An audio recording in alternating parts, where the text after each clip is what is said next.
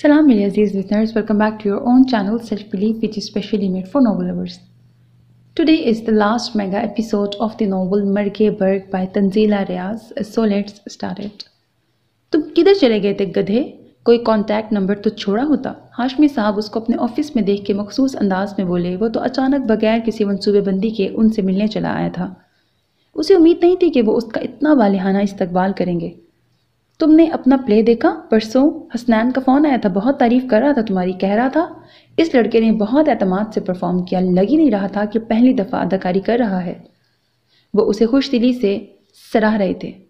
GC में आजकल convocation की तैयारियां हो रही थी। उन्होंने उसे भी अज़राए मेहरबानी एक पास अनायत कर दिया।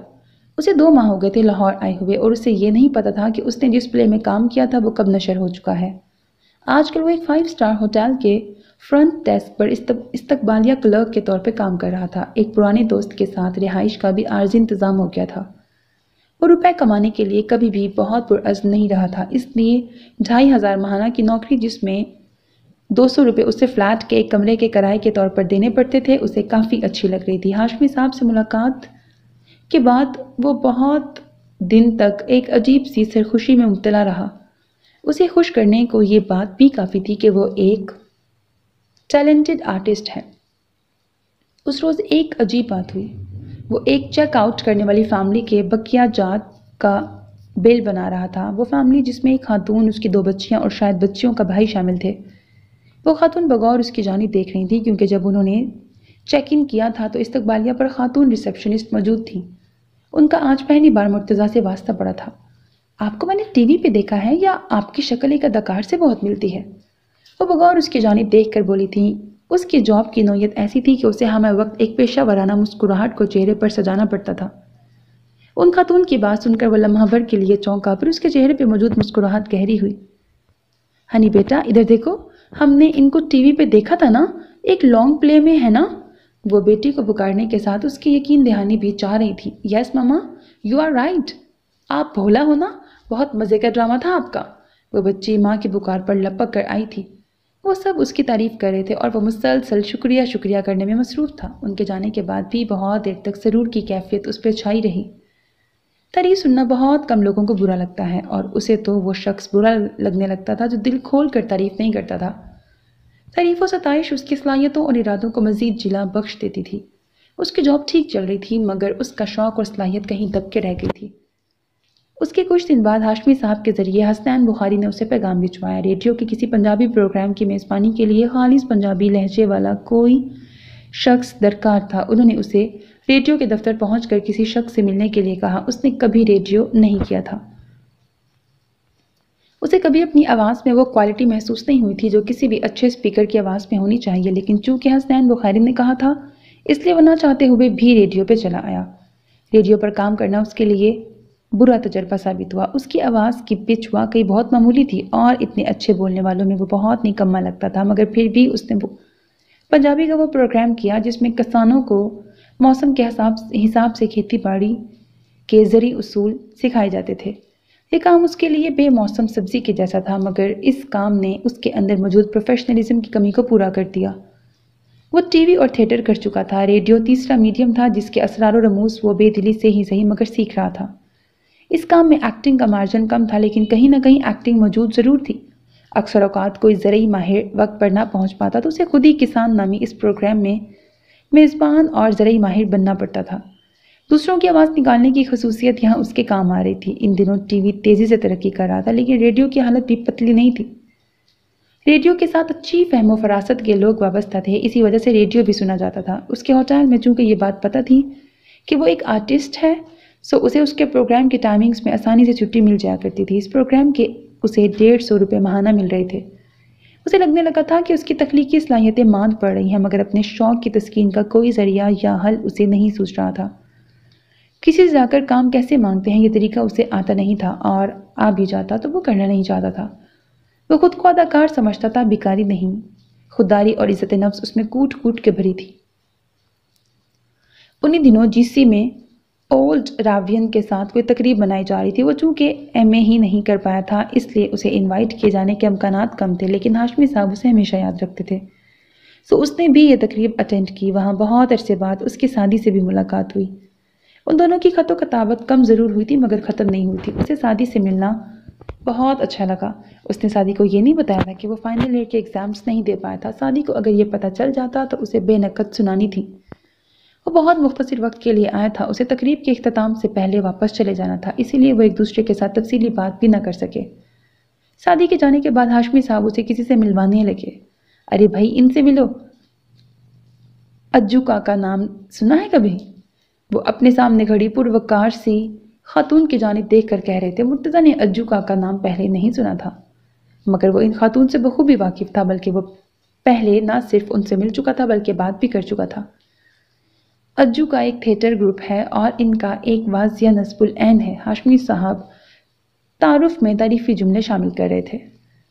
اجو کا تھیٹر گروپ میں کام کرنا اس کے لیے ایک بہت دلچسپ تجربہ ثابت ہوا تھا.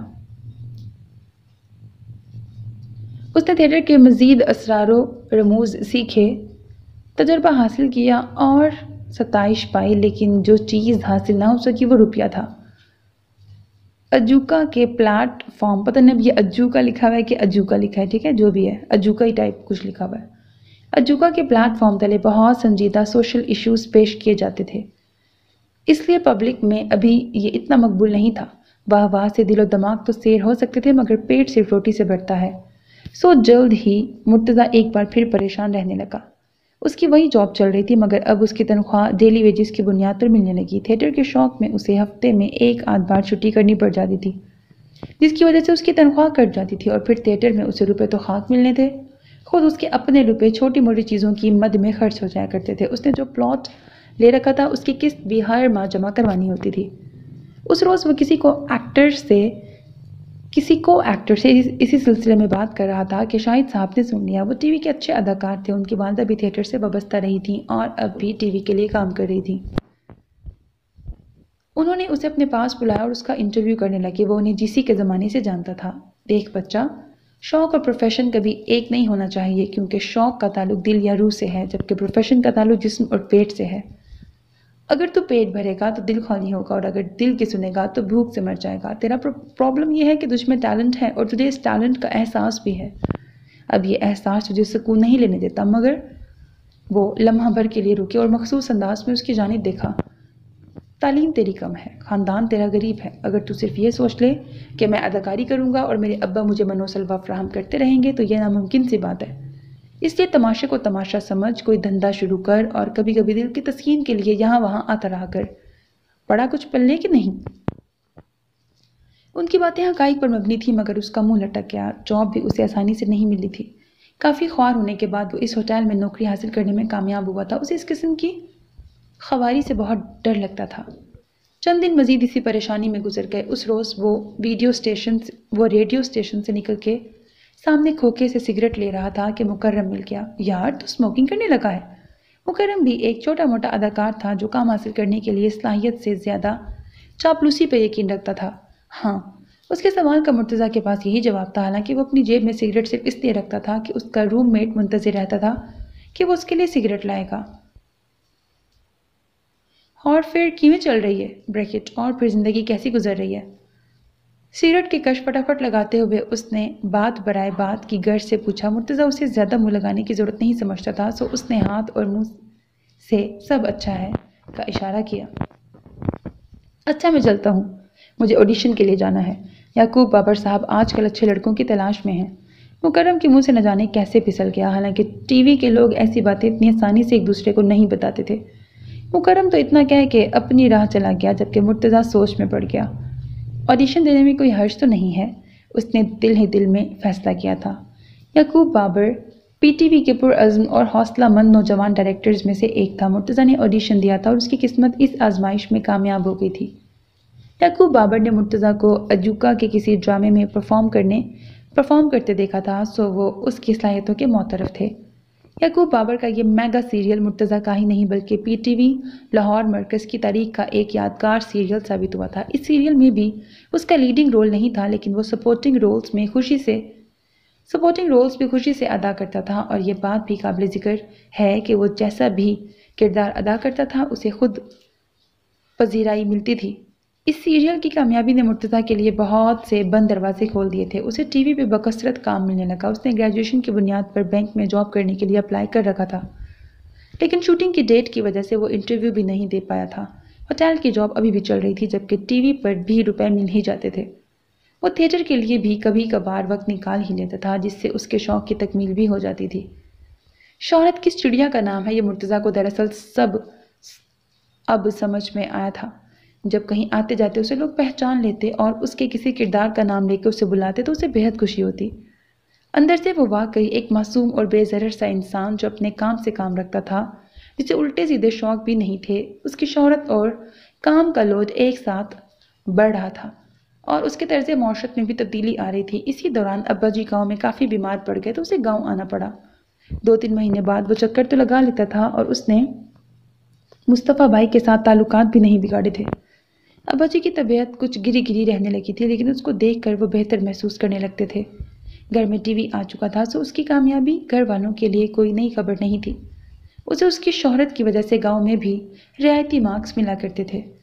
نسرین نے اب تک شادی نہیں کی تھی اور ابا جی مرتضیٰ سے اب شادی کے لیے کہنا چھوڑ چکے تھے۔ مرتضیٰ کو ابا جی سے بہت محبت تھی اور نسرین سے محبت تو نہیں تھی، لیکن وہ اسے بری نہیں لگتی تھی۔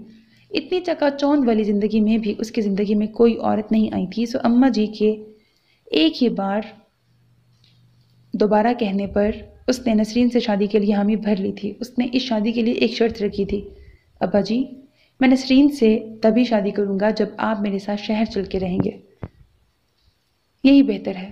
تائے جی اس کی بات سن کے بھیگے لہجے میں بولے تھے، میں خود تجھ سے یہی کہنا چاہ رہا تھا، مگر اتنا کہہ کے وہ خاموش ہو گئے۔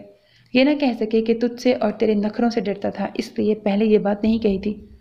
سب سے پہلے میت کے لیے ٹھنڈی گاڑی کا انتظام کرو، وہ جو لکڑی کا بکسا بناتے ہیں جس میں فوجیوں کی میت بھیجی جاتی ہے، ویسا بکسا بنواؤ۔ اپنی گڈی ہو تو اب سفر اتنا لمبا نہیں رہا، بس کے ذریعے جاؤ تو پھر مشکل ہوتی ہے۔ 10 بجے ہیں، عشاء تک دفنا دیں گے۔ ہائے میرا بھائی۔ انہیں بات کرتے کرتے بھائی کی یاد آ گئی تھی۔ اس نے ان کی باتوں سے جو پہلا اندازہ لگایا تھا وہ یہ کہ اسے میت لے جانے کے لیے ٹرانسپورٹ کا انتظام کرنا ہے اور اس کے لیے پیسے درکار تھے۔ پیسے کہاں سے اور کیسے آ جاتے ہیں، یہ اس کے سوچنے کی بات پہلے کبھی نہیں تھی۔ وہ بس اپنے باپ کے پاس پہنچ جاتا تھا اور دھونس سے ان سے رقم کا مطالبہ کر دیا کرتا تھا۔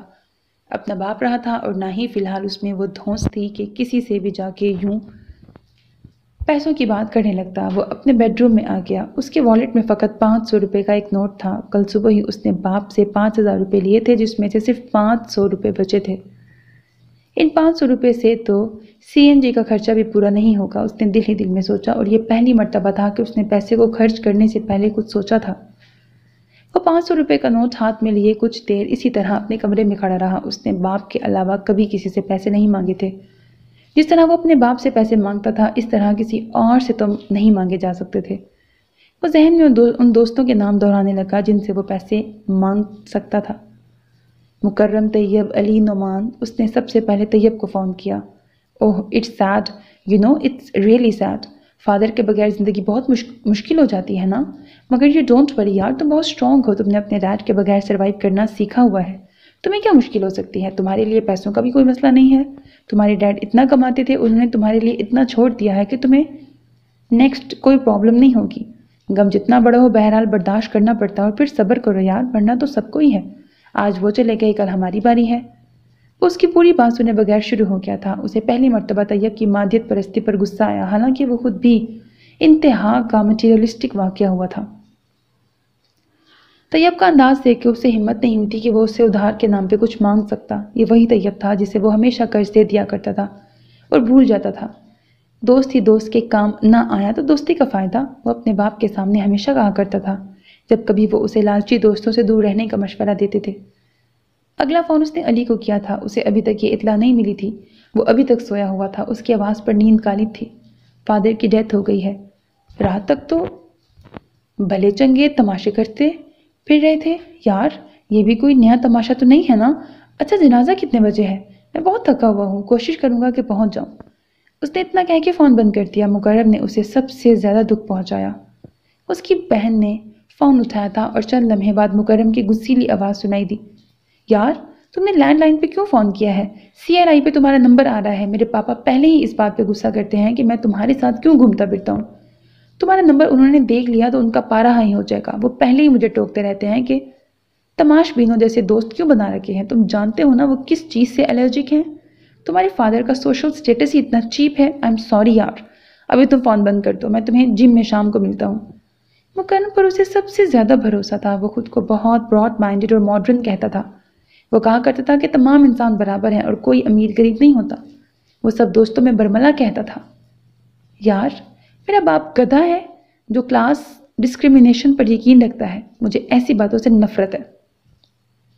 اور یہی مکرم اب اسے اتنی حقارت سے دھتکار رہا تھا۔ اس نے آج تک اپنے ماں باپ یا رشتہ داروں کو اہمیت ہی نہیں دی تھی۔ اس کے لیے اس کے دوست، جن میں لڑکے اور لڑکیاں دونوں شامل تھے، اہم تھے، لیکن ضرورت پڑنے پر یہی دوست اس کی مدد نہیں کر رہے تھے۔ اسے پہلی مرتبہ بہت کچھ محسوس ہو رہا تھا۔ آج کے دن اس کی زندگی میں اتنا کچھ پہلی مرتبہ ہو رہا تھا کہ اسے لگنے لگا تھا وہ اس دنیا میں پیدا ہی آج ہوا ہے۔ ابھی کچھ اور دوست بھی باقی تھے، لیکن اس میں ہمت نہیں تھی کہ ان کی دوستی کو آزماتا۔ یعنی یہ طے ہوا کہ کبھی کبھی صرف وہ شخص مصیبت میں نہیں ہوتا جسے آزمایا جا رہا ہو، بلکہ کبھی کبھی وہ شخص زیادہ مصیبت میں ہوتا ہے جو آزما رہا ہوتا ہے۔ اب میں کیا کروں؟ اس نے سن ہوتے ذہن کے ساتھ سوچا تھا۔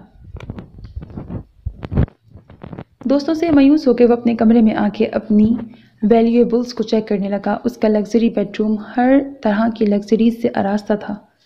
T V, computer, split AC، روم ریفریجریٹر، بیش قیمت فرنیچر، ایرانی قالین، ہر چیز ایک سے بڑھ کے ایک تھی۔ لیکن کیا وہ یہ سب بیچ کر رقم حاصل کر سکتا تھا؟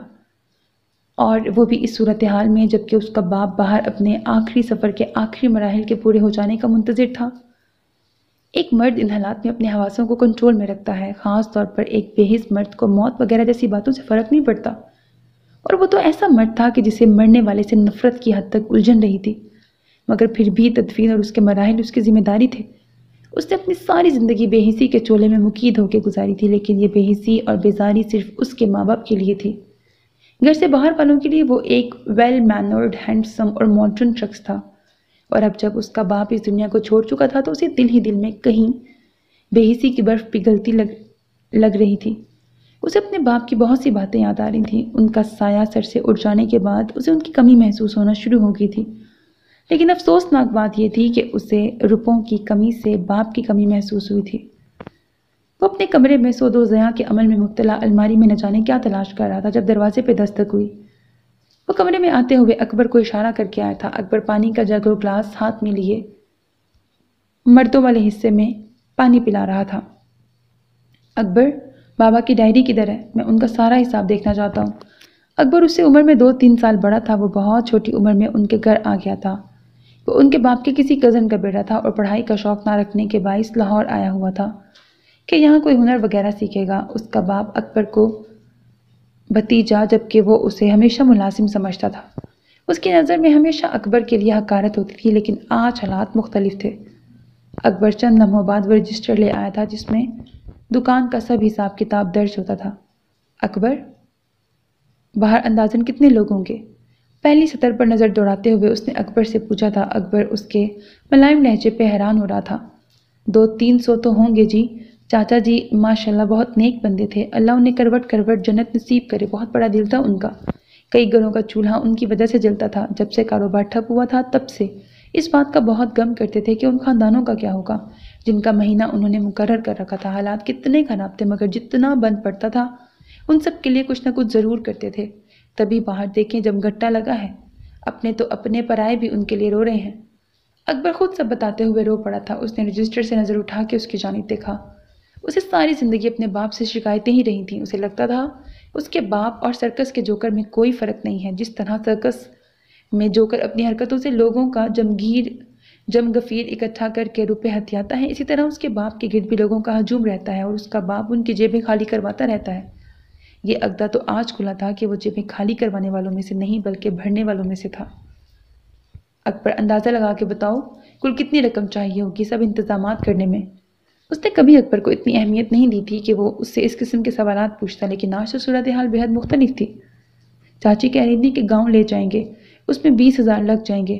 پھر گاؤں جا کے دیکھیں گے کہ کتنے لوگوں کی روٹی کرنی ہے، وہاں جا کر تو تایا جی سب سنبھال لیں گے، ابھی تو 20,000 کے قریب چاہیے، ہمارے پاس بس 5,000 ہی ہوں گے۔ اس نے سب بتا دیا تھا۔ وہ کب سے دکان کا حساب کتاب کر رہا تھا، اس کی اندر کی صورتحال سے وہ سب سے زیادہ واقف تھا۔ اکبر 20,000 کہاں سے آئیں گے؟ وہ بے حد پریشان ہو کے بولا۔ وہی اکبر جسے وہ کبھی مخاطب نہیں کرتا تھا، آج اس سے ہی وہ اپنائیت کا متقاضی تھا۔ اس کا دل چاہا اکبر علادین کے چراغ کی طرح اس کے سب مسائل کو جو حکم میرے آقا کہہ کے حل کر دے۔ پرسوں میری کمیٹی نکلی ہے 5,000 کی، 2-3 ہزار جمع کیے ہوئے میرے پاس تو یہی ہیں، ان سے سب کچھ ہو سکتا ہے تو آپ کر لو۔ اکبر نے واقعی بہت اپنائیت سے کہا تھا۔ اسے کچھ عرصہ پہلے والا واقعہ یاد آ گیا۔ اسے دوستوں کو پارٹی دینی تھی اور تقریباً 7-8 ہزار درکار تھے۔ اس کے باپ نے اسے اکبر کے پاس جا کے یہ رقم لے لینے کے لیے کہا تھا۔ وہ 2% کا ملازم، میں کبھی اس کے پاس نہیں جاؤں گا، یہ خیال آپ دل سے نکال دیں۔ آپ اسے فون کریں اور رقم منگوائیں اور پھر اپنے ہاتھوں سے مجھے دے دیں، اس نے حقارت سے کہا تھا، اور اب یہی اکبر اس کے لیے اپنی جمع پونجی لے آیا تھا۔ شرمندگی اور تعصب نے ایک ساتھ اس پہ حملہ کر دیا، پر وہ کتنا ہی بھاری کیوں نہ ہو، پردہ کتنا ہی بھاری کیوں نہ ہو، ایک دن اٹھ کر اسے بھید کو عیاں کرنا ہی ہوتا ہے، اور کچھ چیزیں فقط بھید لگتی ہیں مگر ہوتی نہیں ہیں۔ وہ سب باتیں جو آج اسے پتہ چل رہی تھیں، یہ سب تو اس کے ماں باپ وقتاً فوقتاً اسے بتاتے رہتے تھے، اور وہ انہیں بکواس کہہ کے سر جھٹک دیتا۔ اس کی آنکھیں آنسوؤں سے بھر رہی تھیں، لیکن جیب ابھی بھی خالی تھی۔ آپ پریشان نہ ہوں، میں باہر کے انتظامات دیکھتا ہوں۔ اس ڈائری کے آخر میں کچھ فون نمبر لکھے ہیں، چاچا جی کے کاروباری دوستوں کے نمبر ہیں، اس میں آپ طاہر ملک کو فون کر لو، ایک وہی شخص ہے جو فوراً پیسے دے سکتا ہے، باقی تو ٹال مٹول کرنے لگیں گے۔ انسان دل کا سیٹھ ہو تو پھر اس کا بٹوا موت بھی نہیں کھول سکتی۔ طاہر ملک کے علاوہ سب کے سب دل کے سیٹھ ہیں۔ اکبر نے اسے ایک ڈائری تھما دی تھی۔ اس نے اسے یہ نہیں بتایا تھا کہ باقی سب دل کے سیٹھ ہیں جبکہ طاہر ملک دماغ کا سیٹھ ہے، کیونکہ یہ بات اسے خود بھی نہیں پتہ تھی۔ ارتضیٰ کی فیس جمع کروا دی تھی؟ چائے کے بھاپ اڑاتے کپ کے کنارے پر انگلی پھیرتے ہوئے اس نے نسرین کے شگفتہ اور تر و تازہ چہرے کی جانب دیکھ کے پوچھا تھا۔ ایسی باتوں کے لیے پریشان مت ہوا کریں، آپ جو کام مجھے کہہ دیتے ہیں وہ کبھی لیٹ نہیں ہوتا۔ تاخیر آپ کی عادت ہے، میں تو بجلی اور گیس کے بل بھی جس روز آتے ہیں اس سے اگلے روز جمع کروا دیتی ہوں۔ وہ اپنی ازلی مسکراہٹ کا سہارا لے کے بولی تھی۔ گزشتہ 7 سالوں سے زندگی کی شاہراہ پر وہ چل کر نہیں بلکہ دوڑ دوڑ کر مرتضیٰ کا ساتھ دے رہی تھی۔ وہ پر اعتماد تھی، لیکن مرتضیٰ کے ساتھ اور شہری زندگی نے اسے بے پناہ پالشڈ کر دیا تھا۔ مرتضیٰ اپنی نصف بہتر کے لیے قدرت اور ابا جی کا ایک ساتھ مشکور ہوتا تھا کہ جن کی بدولت اسے اتنی اچھی شریک حیات ملی تھی۔ اس کی شادی کو 7 سال کا عرصہ ہو چلا تھا، اور ان 7 سالوں میں اس کی زندگی پہلے سے کئی زیادہ آسودہ ہو چکی تھی۔ ابا جی نے زمینوں کا بٹوارا کر دیا تھا۔ اپنے حصے کی زمین اس نے مصطفیٰ بھائی کے ہاتھ بیچ دی تھی، اور ملنے والی رقم سے اس نے گھر کی تعمیر مکمل کی تھی۔ 3 کمرے اور کچن تو وہ شادی کے بعد بنوا چکا تھا، لیکن باقی کا کام اس نے اسی رقم سے پورا کیا تھا۔ اوپر والا پورشن ابھی بھی نامکمل تھا، لیکن فی الحال اسے اس حصے کی ضرورت نہیں تھی۔ شادی کے بعد ہی اس کے لیے پی ٹی وی لاہور مرکز گھر جیسا ہو گیا تھا۔ ایک تو ڈرامے بہت کثرت سے بننے لگے تھے، پھر ہر ڈرامے میں باپ، بھائی، داماد یا دوست جیسے سپورٹنگ رولز بہت ہوتے تھے، جن کی وجہ سے اس کی خوش بختی عروج پر تھی۔ وہ ان ساری باتوں کا کریڈٹ نسرین کو دیتا تھا، جس نے اس کی زندگی کے دھاوے کو پرسکون کر دیا تھا۔ ابا جی اور اماں جی اسی کے ساتھ رہتے تھے، لیکن گاؤں سے ناتا پرانا تھا، سو جلدی اداس ہو جاتے اور بڑے بیٹے کے پاس بھاگ جاتے، جہاں ان کے اپنے بہن بھائی بھی آباد تھے، خصوصاً ان کے بھائی جن کی ابا جی سے خوب بنتی تھی۔ اللہ نے شادی کے 3 سال بعد اولاد کی نعمت سے نواز دیا تھا۔ ارتضیٰ بچی میں اس کی جان تھی، اس کا بیٹا تھا بھی اس قابل، ابھی صرف 4 سال کا تھا مگر بہت ذہین اور شرارتی، یعنی زندگی کے بینک میں اس کا بینک بیلنس تاحال اچھا جا رہا تھا۔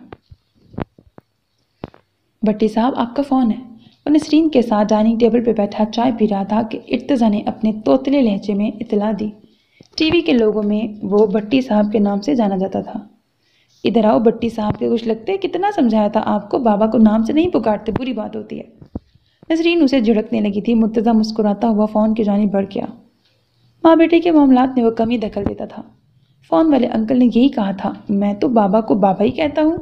وہ منہ بسوڑتے ہوئے ماں کی گود میں چھپنے کی کوشش کر رہا تھا۔ فی الحال وہ نزدیکی انگلش میڈیم اسکول میں پڑھ رہا تھا، لیکن مرتضیٰ کا ارادہ تھا کہ اسے ایچ ایس این میں داخل کروا دے۔ جی سی میں اس نے بہت سے امپریسو شخصیات کو اسی اسکول سے وابستہ ہونے کی وجہ سے انتظامیہ کی جانب سے اسپیشل پروٹوکول کا مستحق پایا تھا، سو اس کا ارادہ تھا کہ اپنے بیٹے کو بھی ایچیسن ہی بھیجے گا۔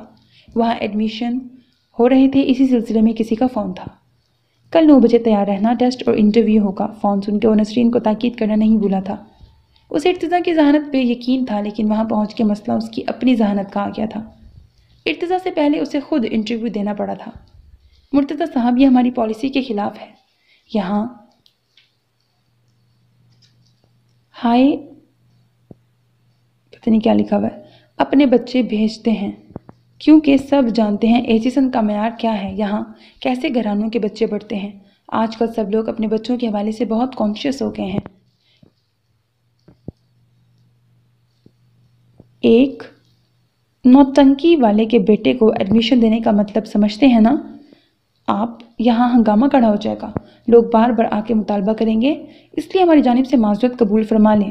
کلیریکل آفس میں بیٹھے ایک شخص نے بہت تحمل سے اسے ساری بات سمجھائی تھی۔ یہ ان کی مہربانی تھی کہ وہ اسے اتنا کچھ بتا رہے تھے، جبکہ پرنسپل آفس سے تو اسے اتنا کہہ کے لوٹا دیا گیا تھا کہ آپ کا بچہ انٹرویو ہی کلیئر نہیں کر سکا، فارمل ٹیسٹ میں کیا کرے گا۔ اس نے بہت مشکل سے اپنا غصہ ضبط کیا۔ یہی ایک سکول نہیں ہے، میں اپنے بیٹے کو کسی اور اچھے، اس سے زیادہ اچھے سکول میں داخل کروا دوں گا۔ وہ نخوت سے اتنا کہہ کے پلٹ آیا تھا۔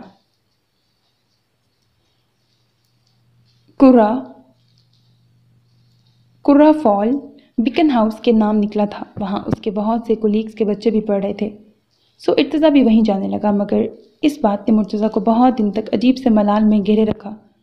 اس کے ملال کو دیکھ کر اسی کے جیسے بیک گراؤنڈ والے کسی کولیگ نے اسے سمجھایا تھا، یار یہ تو بہت عام سی بات ہے، تم مجھ سے مشورہ کرتے تو میں تمہیں وہاں جانے ہی نہ دیتا۔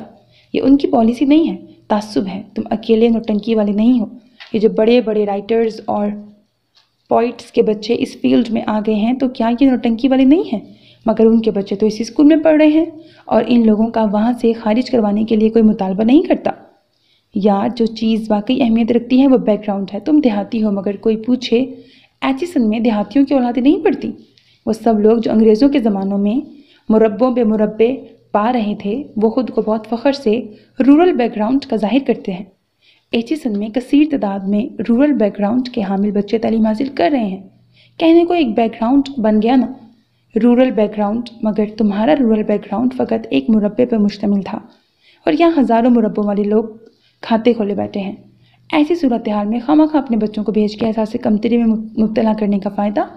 ہمارے بچے وہ غلطیاں کیوں کریں جو ہم نے کی تھی؟ اسے اتنے مفصل اور اچھے انداز میں سمجھایا گیا اور وہ واقعی سمجھ بھی گیا۔ یہ جوکرز بالکل بھی اچھے نہیں ہیں۔ ارتضیٰ نے ڈبہ دیکھتے ہی ناپسندیدگی سے ناک چڑھائی تھی، حالانکہ ابھی اس نے جوکرز دیکھے بھی نہیں تھے۔ آپ پہن کے تو دیکھو بیٹا، یہ بہت اچھے ہیں، مرتضیٰ نے اسے پچکار کر کہا، جبکہ اس کا منہ لٹک گیا تھا۔ وہ بہت دن سے نئے جوکرز کے لیے ضد کر رہا تھا۔ مرتضیٰ کا مارکیٹ کا چکر لگا تو وہ اس کے لیے جوکرز لے آیا۔ اچھے بھلے سروس کے بلیک اینڈ وائٹ جوکرز تھے، لیکن ارتضیٰ کا موڈ آف ہو چکا تھا۔ وہ 9 سال کا ہو چکا تھا اور اپنے والدین کے لیے ابھی بھی اکلوتا ہی تھا۔ اس کی طبیعت میں ضد کا بہت عمل دخل تھا۔ مرتضیٰ کے لاڈ پیار نے اسے خود سر بنا دیا تھا۔ ظاہری شخصیت میں وہ باپ کے بالکل برعکس تھا۔ اتنی سی عمر میں بھی وہ انتہا سے زیادہ برانڈ کانشیس تھا۔ اسے چھوٹی موٹی چیزیں پسند نہیں آتی تھی۔ سروس شوز کا ڈبہ دیکھ کر اس کا منہ بن گیا تھا۔ مجھے ایڈیڈاس کے جوگرز چاہیے تھے، یہ 400 روپے کے جوگرز میں نہیں پہنوں گا۔ آپ کو پتہ بھی ہے میرے پاؤں آرڈنری برانڈز کے فٹ ویئرز میں خراب ہو جاتے ہیں۔ مرتضیٰ نے حیرانی سے اس کی جانب دیکھا۔ اب میں انہیں واپس نہیں کر سکتا، میں انہیں خرید چکا ہوں، اس لیے تم انہیں رکھ لو۔ چند دن بعد جب یہ جوگرز پرانے ہو جائیں گے تو میں تمہیں ایڈیڈاس کے جوگرز دلوا دوں گا۔ وہ اسے پچکار رہا تھا۔ نہیں، میں انہیں نہیں رکھ سکتا، میں کہہ چکا ہوں مجھے یہ جوگرز نہیں چاہیے، وہ قطعیت سے کہہ کے اپنے کمرے کی جانب بڑھ گیا۔ مرتضیٰ نے پاس کھڑی نسرین کی جانب دیکھا۔ اسے بچے کی فرمائش پوری نہ کرنے کا دکھ تھا۔ نسرین اس کے قریب چلی آئی، پھر اس کے قریب سے گزر کے پیچھے کھڑی ہوئی اور اس کے کندھوں کو دھیرے دھیرے سے ہلانے لگی۔ آپ اس کی فکر نہ کریں، بچہ ہے، ابھی جب کھیلنے کے لیے باہر جائے گا تو دیکھیے گا یہی جوگرز پہن کے چلا جائے گا۔ آپ شاور لے لیں، میں آپ کے لیے چائے بناتی ہوں۔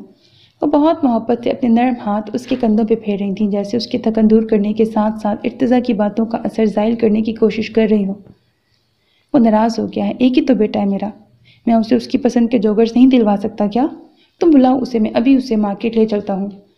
پوری رات اور ساری دوپہر شوٹنگ کروا کر لوٹنے کے بعد بھی وہ بیٹے کا بجھا چہرہ روشن کرنے کی تدبیر کر رہا تھا۔ آپ پہلے ہی میری بات مان لیا کریں، آپ جانتے ہیں میں غلط بات نہیں کرتا۔ ادیداس کے جوگرز خرید کر وہ بے تاثر لہجے میں بولا تھا، جبکہ اس کا یہ نوابی انداز مرتضیٰ کو مسکرانے پہ مجبور کر گیا۔ اسے بیٹے کی فرمائش پوری کرنا اچھا لگتا تھا۔ وقت کچھ اور آگے سے رکھا تھا اور زندگی کا چہرہ مزید کھل کر سامنے آ چکا تھا۔ وہ ایک آسودہ زندگی گزار رہا تھا۔ اسے زندگی کی بازی میں اپنے کارڈز ذہانت سے استعمال کرنے آ گئے تھے، تبھی کسی تشنگی کا سوال ہی پیدا نہیں ہوتا تھا۔ تو پھر وہ بیٹے کو خواہشات کے معاملے میں تشنا کیوں رکھتا؟ انہی دنوں سیاسی اتار چڑھاؤ تیزی سے تبدیل ہو رہے تھے۔ اچانک منتخب حکومت ختم ہو گئی۔ گزشتہ حکومت کے وفاداروں کو دھڑا دھڑ نوکریوں سے برخاست کیا جانے لگا۔ مرتضیٰ ہوٹل کی نوکری چھوڑ کر صرف پی ٹی وی کا ہو کے رہ گیا تھا اور یہاں بھی اس کی وفاداری نیوٹرل تھی، لیکن وہ حسنین بخاری کے ساتھ جا کر اٹھتا بیٹھتا تھا جو برخاست حکومت کے حامی تھے، سو اس کے لیے بھی پی ٹی وی کے دروازے بند ہو گئے اور اس قدر زوردار آواز کے ساتھ بند ہوئے کہ وہ ہل کے رہ گیا۔ انسان جتنا مرضی قابل ہو، لیکن جب کسی ایک کام کے ساتھ بند کے رہ جاتا ہے تو پھر وہ اسی کام کا ہو جاتا ہے۔ مرتضیٰ کو تو یاد بھی نہیں تھا کہ وہ اداکاری کے علاوہ کچھ کر سکتا ہے۔ اس کی روزی روٹی اداکاری ہی تھی، سو اسے ایک بار پھر تھیٹر کا رخ کرنا پڑا، لیکن اب کی بار وہ کمرشل تھیٹر کی جانب آ گیا تھا۔ یہ پروفیشنل قسم کا تھیٹر تھا اور اس میں معاوضہ بہرحال مل جاتا تھا۔ اس کے علاوہ اس کی 2 دکانیں تھیں جہاں سے کرایہ آ جاتا تھا۔ مصطفیٰ بھائی کی جانب سے گندم، چاول اور سبزیاں وغیرہ ملتی رہتی تھیں، سو معاشی مسائل کا اسے سامنا نہیں تھا۔ تھیٹر کیا چیز ہے؟ اس لفظ کی کوئی حتمی وضاحت نہیں دی جا سکتی۔ یہ کس سن میں وجود میں آیا، اس بارے میں بھی وثوق سے کچھ نہیں کہا جا سکتا، لیکن ایک بات یقینی ہے کہ تھیٹر ڈرامہ سے کہیں پہلے وجود میں آیا تھا۔ جب یہ دونوں اکٹھے ہوئے تو ڈرامہ تھیٹر یا تھیریٹیکل ڈرامہ کہلائے۔ کہتے ہیں اس کی ابتدا یونانیوں نے کی تھی۔ یونانیوں نے جب اپنا قیمتی ورثہ یورپ کو منتقل کیا تو تھیٹر بھی کشا کشا یورپ چلا آیا، اور جب انگریز بہادر نے برصغیر میں قدم رکھا تو ہندوستانی پہلی مرتبہ اس آرٹ سے متعارف ہوئے۔ ایک روایت یہ بھی ہے کہ جب مسلمان برصغیر میں آئے تو تھیٹر سے ملتی جلتی کچھ چیزیں پہلے ہی یہاں موجود تھیں۔ بٹوارے کے وقت جو چیزیں ہمارے خطے کو خود بخود مل گئیں، تھیٹر یا تھیٹریکل روایات انہی چیزوں میں شامل ہیں۔ یہاں بھی تھیٹر کا مقصد عوامی تفریح کے نئے ذرائع پیدا کرنا تھا۔ ابتدائی تھیٹر واقعی ان روایات کو پورا کرنے اور اپنے مقاصد کے حصول میں کامیاب رہا۔ ہمارے خطے کے بہت اچھے اداکار اور لکھاری اس تھیٹر کے ساتھ وابستہ رہے اور بطریق احسن اپنی ذمہ داری پوری کرتے رہے۔ ٹی وی کے آ جانے سے بھی تھیٹر انڈسٹری پہ زوال نہیں آیا تھا۔ وسیع ذہنی کینوس کے حامل لوگ بہت شوق سے اس تفریحی ذرائع کا استعمال کرتے رہے۔ پھر یکایک نہ جانے کیسے ہمارے خطے میں تھیٹر انڈسٹری کا زوال شروع ہوا۔ تھیٹر 2 حصوں میں بٹ گیا، ایک کمرشل تھیٹر اور ایک نان کمرشل تھیٹر۔ غلام مرتضیٰ بھٹی نے جب کمرشل تھیٹر جوائن کیا تو حالات دگرگوں نہیں تھی، لیکن قریب کافی ذہنی پسماندگی اور گھٹیا پن اس مثبت تفریحی ذرائع میں شامل ہونے لگا تھا۔ ان دنوں ٹی وی پر عوام میں آرٹس کے متعلق آگہی پیدا کرنے کے لیے 1-1.5 منٹ کا ایڈ چل تو رہا تھا، لیکن اس میں بات بہت ڈھک چھپ کے بیان کی جاتی تھی، جبکہ اسے جو اسکرپٹ دیا گیا تھا اس میں پھکڑ پن کی انتہا ہو گئی تھی۔ جا بجا ایسے جملے تھے جو کسی بھی طرح سے شائستگی کے زمرے میں نہیں آتے تھے۔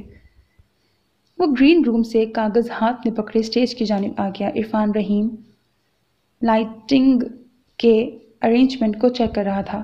وہ سیدھا اسی کے پاس چلا آیا۔ یہ کیا بےہودہ بکواس تھما دی ہے تم نے ہمیں؟ وہ اسکرپٹ والے پیپرز اس کے چہرے کے سامنے لہرا کے بولا۔ عرفان رحیم نے حیران سے اس کے عمل کو دیکھا۔ بھٹی صاحب، اسکرپٹ تبھی ایکٹرز تک پہنچتا ہے جب اپروو ہو جاتا ہے۔ مجھے پروڈیوسر نے یہی اسکرپٹ دیا ہے اور میں نے بھی ایکٹرز کو یہی دینا تھا۔ وہ صاحب گوئی سے بولا، یہ اسکرپٹ نہیں ہے، یہ تو نیری واہیاتی ہے۔ اس میں کئی جملے ایسے ہیں جو میں اپنی بیوی کے سامنے بآواز سے بلند نہیں ادا کر سکتا تو کسی اور خاتون کے سامنے کیسے ادا کروں گا؟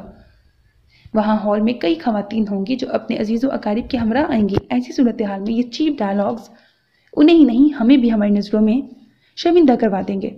مرتضیٰ کا انداز قطعیت بھرا تھا۔ آپ پروڈیوسر صاحب سے مل لیں تو بہتر ہوگا، عرفان رحیم نے جان چھڑانے والے انداز میں کہا تھا۔ بھٹی صاحب کیسی باتیں کر رہے ہیں آپ؟ مزید 8-9 سال گزریں گے تو ہم 21ویں صدی میں داخل ہو جائیں گے۔ اس 21ویں صدی کے تقاضے ہوں گے یہ سب۔ آپ کا کیا خیال ہے کہ یہ سب باتیں جو اسکرپٹ میں لکھی ہیں غیر ضروری ہیں؟ نہیں، معاشرے کا اتنا بڑا ناسور ہے یہ بیماری، اس کے متعلق لوگوں کو بتانا ہی ہوگا۔ طاہر ملک نے اس کی بات کو سن کر بہت تحمل سے کہا اور پھر اپنے باہر کو ابلتے ہوئے پیٹ کو سہلانے لگا تھا۔ احترام اور حیا بھی کوئی چیز ہوتی ہے ملک صاحب، جس چیز کا آپ ذکر کر رہے ہیں وہ تو ایک بے حد سنجیدہ سی بات ہے، جبکہ آپ نے اس بات کو انتہائی گندے طریقے سے ایکسپوز کرنے کی کوشش کی ہے۔ اس میں اور سب کچھ تو نظر آ رہا ہے مگر آگہی کہیں نظر نہیں آ رہی۔ وہ ملک صاحب کے ساتھ پہلے بھی کام کر چکا تھا، اس لیے ذرا روب سے بات کر رہا تھا۔ اس کی بات پہ طاہر ملک اس کی جانب دیکھتا رہا، پھر ہونٹ بھینچ کے بولا، اوکے، آپ کو جن ڈائلاگس پہ اعتراض ہے آپ انہیں اسکرپٹ سے نکال دیں۔ مرتضیٰ اطمینان کا سانس لے کے دوبارہ گرین روم میں چلا آیا۔ اسکرپٹ اسے آج ہی ملا تھا، ورنہ شاید وہ پہلے ہی بہت اطمینان سے اس کا کوئی حل ڈھونڈ لیتا۔ اس نے وہ تمام جملے چن چن کے انڈر لائن کیے جس پر اسے اعتراض تھا، اور پھر باقی کے ڈائلاگس یاد کرنے لگا۔ یہ ڈرامہ اس کی زندگی کا پہلا برا ڈرامہ ثابت ہوا تھا۔ اپنے ڈائلاگس کی چھانٹی کر کے وہ مطمئن ہو گیا تھا کہ اس نے تمام اسکرپٹ میں موجود غلاظت کو ختم کر دیا۔ وہ یہ بھول گیا تھا اس کے علاوہ بھی اس ڈرامے میں 5 مین کیریکٹرز تھے، جبکہ چند دوسرے چھوٹے موٹے کیریکٹرز کی انٹریز بھی تھیں۔ ان سب باقی کیریکٹرز نے چیپ ڈائلاگس ہی بولے تھے اور خوب جم کے بولے تھے۔ وہ ڈرامہ مرتضیٰ کی زندگی کا برا ڈرامہ تھا، مگر باقی لوگوں کے لیے اس ڈرامے کا پہلا شو ہی کھڑکی توڑ ثابت ہوا۔ ہم نے ایک نئی جہت متعارف کرائی ہے، یہ کیسے ممکن تھا کہ ہم کامیاب نہ ہوتے؟ طاہر ملک نے پہلے شو کے آخر میں رعونت بھرے لہجے میں بطور خاص اس کی جانب دیکھ کے کہا تھا۔ مرتضیٰ اس روز تینوں شوز کرتے ہوئے شرمندہ ہی ہوتا رہا، جبکہ حیرانی اسے اس بات پر تھی کہ ہال میں بیٹھی خواتین ایسی باتوں پر کہے کیسے لگا سکتی ہیں۔ ہال میں جتنے بھی مرد و عورت تھے وہ سب کے سب اس ڈرامے کو خوب انجوائے کر رہے تھے۔ یہ ڈرامہ کافی دن تک ریکارڈز لیتا رہا اور مرتضیٰ پہلے کی طرح ایک ساتھ شرمندہ اور حیران ہوتا رہا۔ اس کے بعد جیسے یہ ٹرینڈ سا آ گیا، لاہور کے تمام رائٹرز اور پروڈیوسرز جو تھیٹر کے لیے کام کرتے تھے مل جل کر کچھ ایسے ڈرامے تیار کرنے لگے جو اطمینان سے فیملی کے ساتھ بیٹھ کر دیکھنے والے ہرگز نہیں تھے۔ آپ کی سوچ کچھ زیادہ ہی بیکورڈ ہو گئی ہے۔ اس کے اعتراض پہ یہی جملہ سننے کو ملتا۔ اس روز فرزند بیگ نے اسے ایک نئی ڈوز دینے کی کوشش کی۔ بھٹی صاحب، دنیا میں اتنے مسائل ہیں، عوام کے ذہن ان مسائل سے جکڑے ہوتے ہیں۔ وہ یہاں ایسی تفریح کے حصول کے لیے آتے ہیں جو انہیں تازہ دم کر دے۔ انہیں تفریح پہنچانے کے لیے اگر چند ایک جملے ایسے استعمال کر لیے جائیں تو اس میں کوئی مذائقہ نہیں۔ عوام ہنستے ہیں اور پھر بھول جاتے ہیں، انہیں ہنسنے سے غرض ہوتی ہے اور اس بات کی پرواہ نہیں کرتے کہ انہیں کس قسم کے مواد سے ہنسایا جا رہا ہے۔ اگر تمہاری ماں سامنے ہال میں بیٹھی ہو تو کیا تب بھی تم یہی ڈائلاگس بولنے پہ اصرار کرو گے؟ مگر اس نے ایسا کچھ نہیں کہا تھا۔ طاہر ملک نے اسے اپنے دوسرے ڈرامے کے لیے بلوایا ہی نہیں تھا، کیونکہ وہ بحث کو کچھ خاص پسند نہیں کرتا تھا۔ اس نے یہی بہتر سمجھا کہ غلام مرتضیٰ بھٹی کے بجائے کسی دوسرے اداکار کو بلا لیا جائے۔ مرتضیٰ کا دل متنفر ضرور ہوا تھا مگر اتنا نہیں کہ وہ تھیٹر چھوڑ دیتا۔ اس روز ایک عجیب بات ہوئی۔ اس کا ایک دیرینہ دوست سعدی لندن سے آیا ہوا تھا۔ مرتضیٰ کے ڈراموں کی ویڈیو کیسٹ آئی تھیں جو اس نے خود بھی ابھی نہیں دیکھی تھی۔ مرتضیٰ نے وہ سعدی کو دے دی۔ 3-4 روز بعد سعدی اس سے دوبارہ ملنے کے لیے آیا۔ انہیں تمہارے ساتھ بیٹھ کے دیکھتے ہیں، مل کے دیکھنے میں زیادہ مزہ آئے گا، سعدی نے سنجیدہ لہجے میں کہا تھا۔ مرتضیٰ بھی فارغ تھا سو اس نے ہنسی خوشی ویڈیو لگا دیا۔ ڈرامے کے ڈائلاگس اتنے چیپ نہیں تھے مگر ابھی 25 منٹ کا ڈرامہ گزرا تھا کہ ایک فوبہی مائل جسم کی میک اپ میں لتڑی ہوئی رقاصہ سٹیج پہ آ کے رقص کرنے لگی۔ اس کے سٹیپ سے زیادہ ہال میں بیٹھے لوگوں کی سیٹیاں تھیں جو مرتضیٰ کو پریشان کر رہی تھیں۔ یہ پتہ نہیں کیسے یہ بات کی ریکارڈنگ ہے، اس نے پشیمانی کے احساس میں گھر کے سعدی سے کہا تھا۔ تم دیکھتے جاؤ، سعدی اسکرین کی جانب دیکھ رہا تھا۔ 2.5 گھنٹے کے اس ڈرامے میں 3 رقص شامل تھے اور مرتضیٰ تینوں سے ہی لا علم تھا، جبکہ سعدی اس کی کوئی بات سننے پہ تیار نہیں ہوا۔ تمہیں شرم آنی چاہیے یہ سب کرتے ہوئے، تم اسے فن کی خدمت کہتے ہو؟ ایسے کرتے ہیں فن کی خدمت؟ توبہ، سیدھا سادہ فحاشی کا اڈا ہے جو تم چلا رہے ہو۔ اتنی غربت آ گئی ہے تم پہ، بھوکے مر رہے ہو تم، یا پھر ایسی کون سی مجبوری ہے جو تمہیں یہ سب کرنے پہ مجبور کر رہی ہے؟ مجھے تم سے گھن آ رہی ہے مرتضیٰ۔ وہ اس کی بات سنے بغیر اپنی کہہ گیا اور پھر حقارت سے اسے خدا حافظ کہے بغیر چلا گیا تھا۔ مجبوری؟ مرتضیٰ نے ایک لفظ دہرایا تھا۔ واقعی اسے کوئی مجبوری تو نہیں تھی۔ مجھے 5000 دے دیں۔ ارتضیٰ نے عجلت بھرے انداز میں لاؤنج میں داخل ہو کے اسے مخاطب کیے بنا اپنا مدعا بیان کیا تھا۔ مرتضیٰ آنکھوں پہ چشمہ لگائے اخبار ہاتھ میں لیے شوبز کے پیج پہ نظریں دوڑا رہا تھا۔ کبھی کسی ایسے اداکار یا اداکارہ کی تصویر یا ان کے متعلق کوئی خبر آ جاتی جن کے ساتھ وہ کام کر چکا تھا تو وہ اس خبر کو بہت شوق سے پڑھتا تھا۔ ابھی وہ خالد عباس ڈار کے بیان اور تصویر کو بہت مسکراتی نظروں سے دیکھ رہا تھا جب ارتضیٰ نے آ کے مطالبہ کیا، اس تصویر کو دیکھو ارتضیٰ، یہ بہت اچھے ایکٹر ہیں، میں نے ان کے ساتھ 2-3 بار کام کیا ہے، بہت بزلہ سنس شخصیت کے مالک ہیں، مجھے 5000 چاہیے تھے۔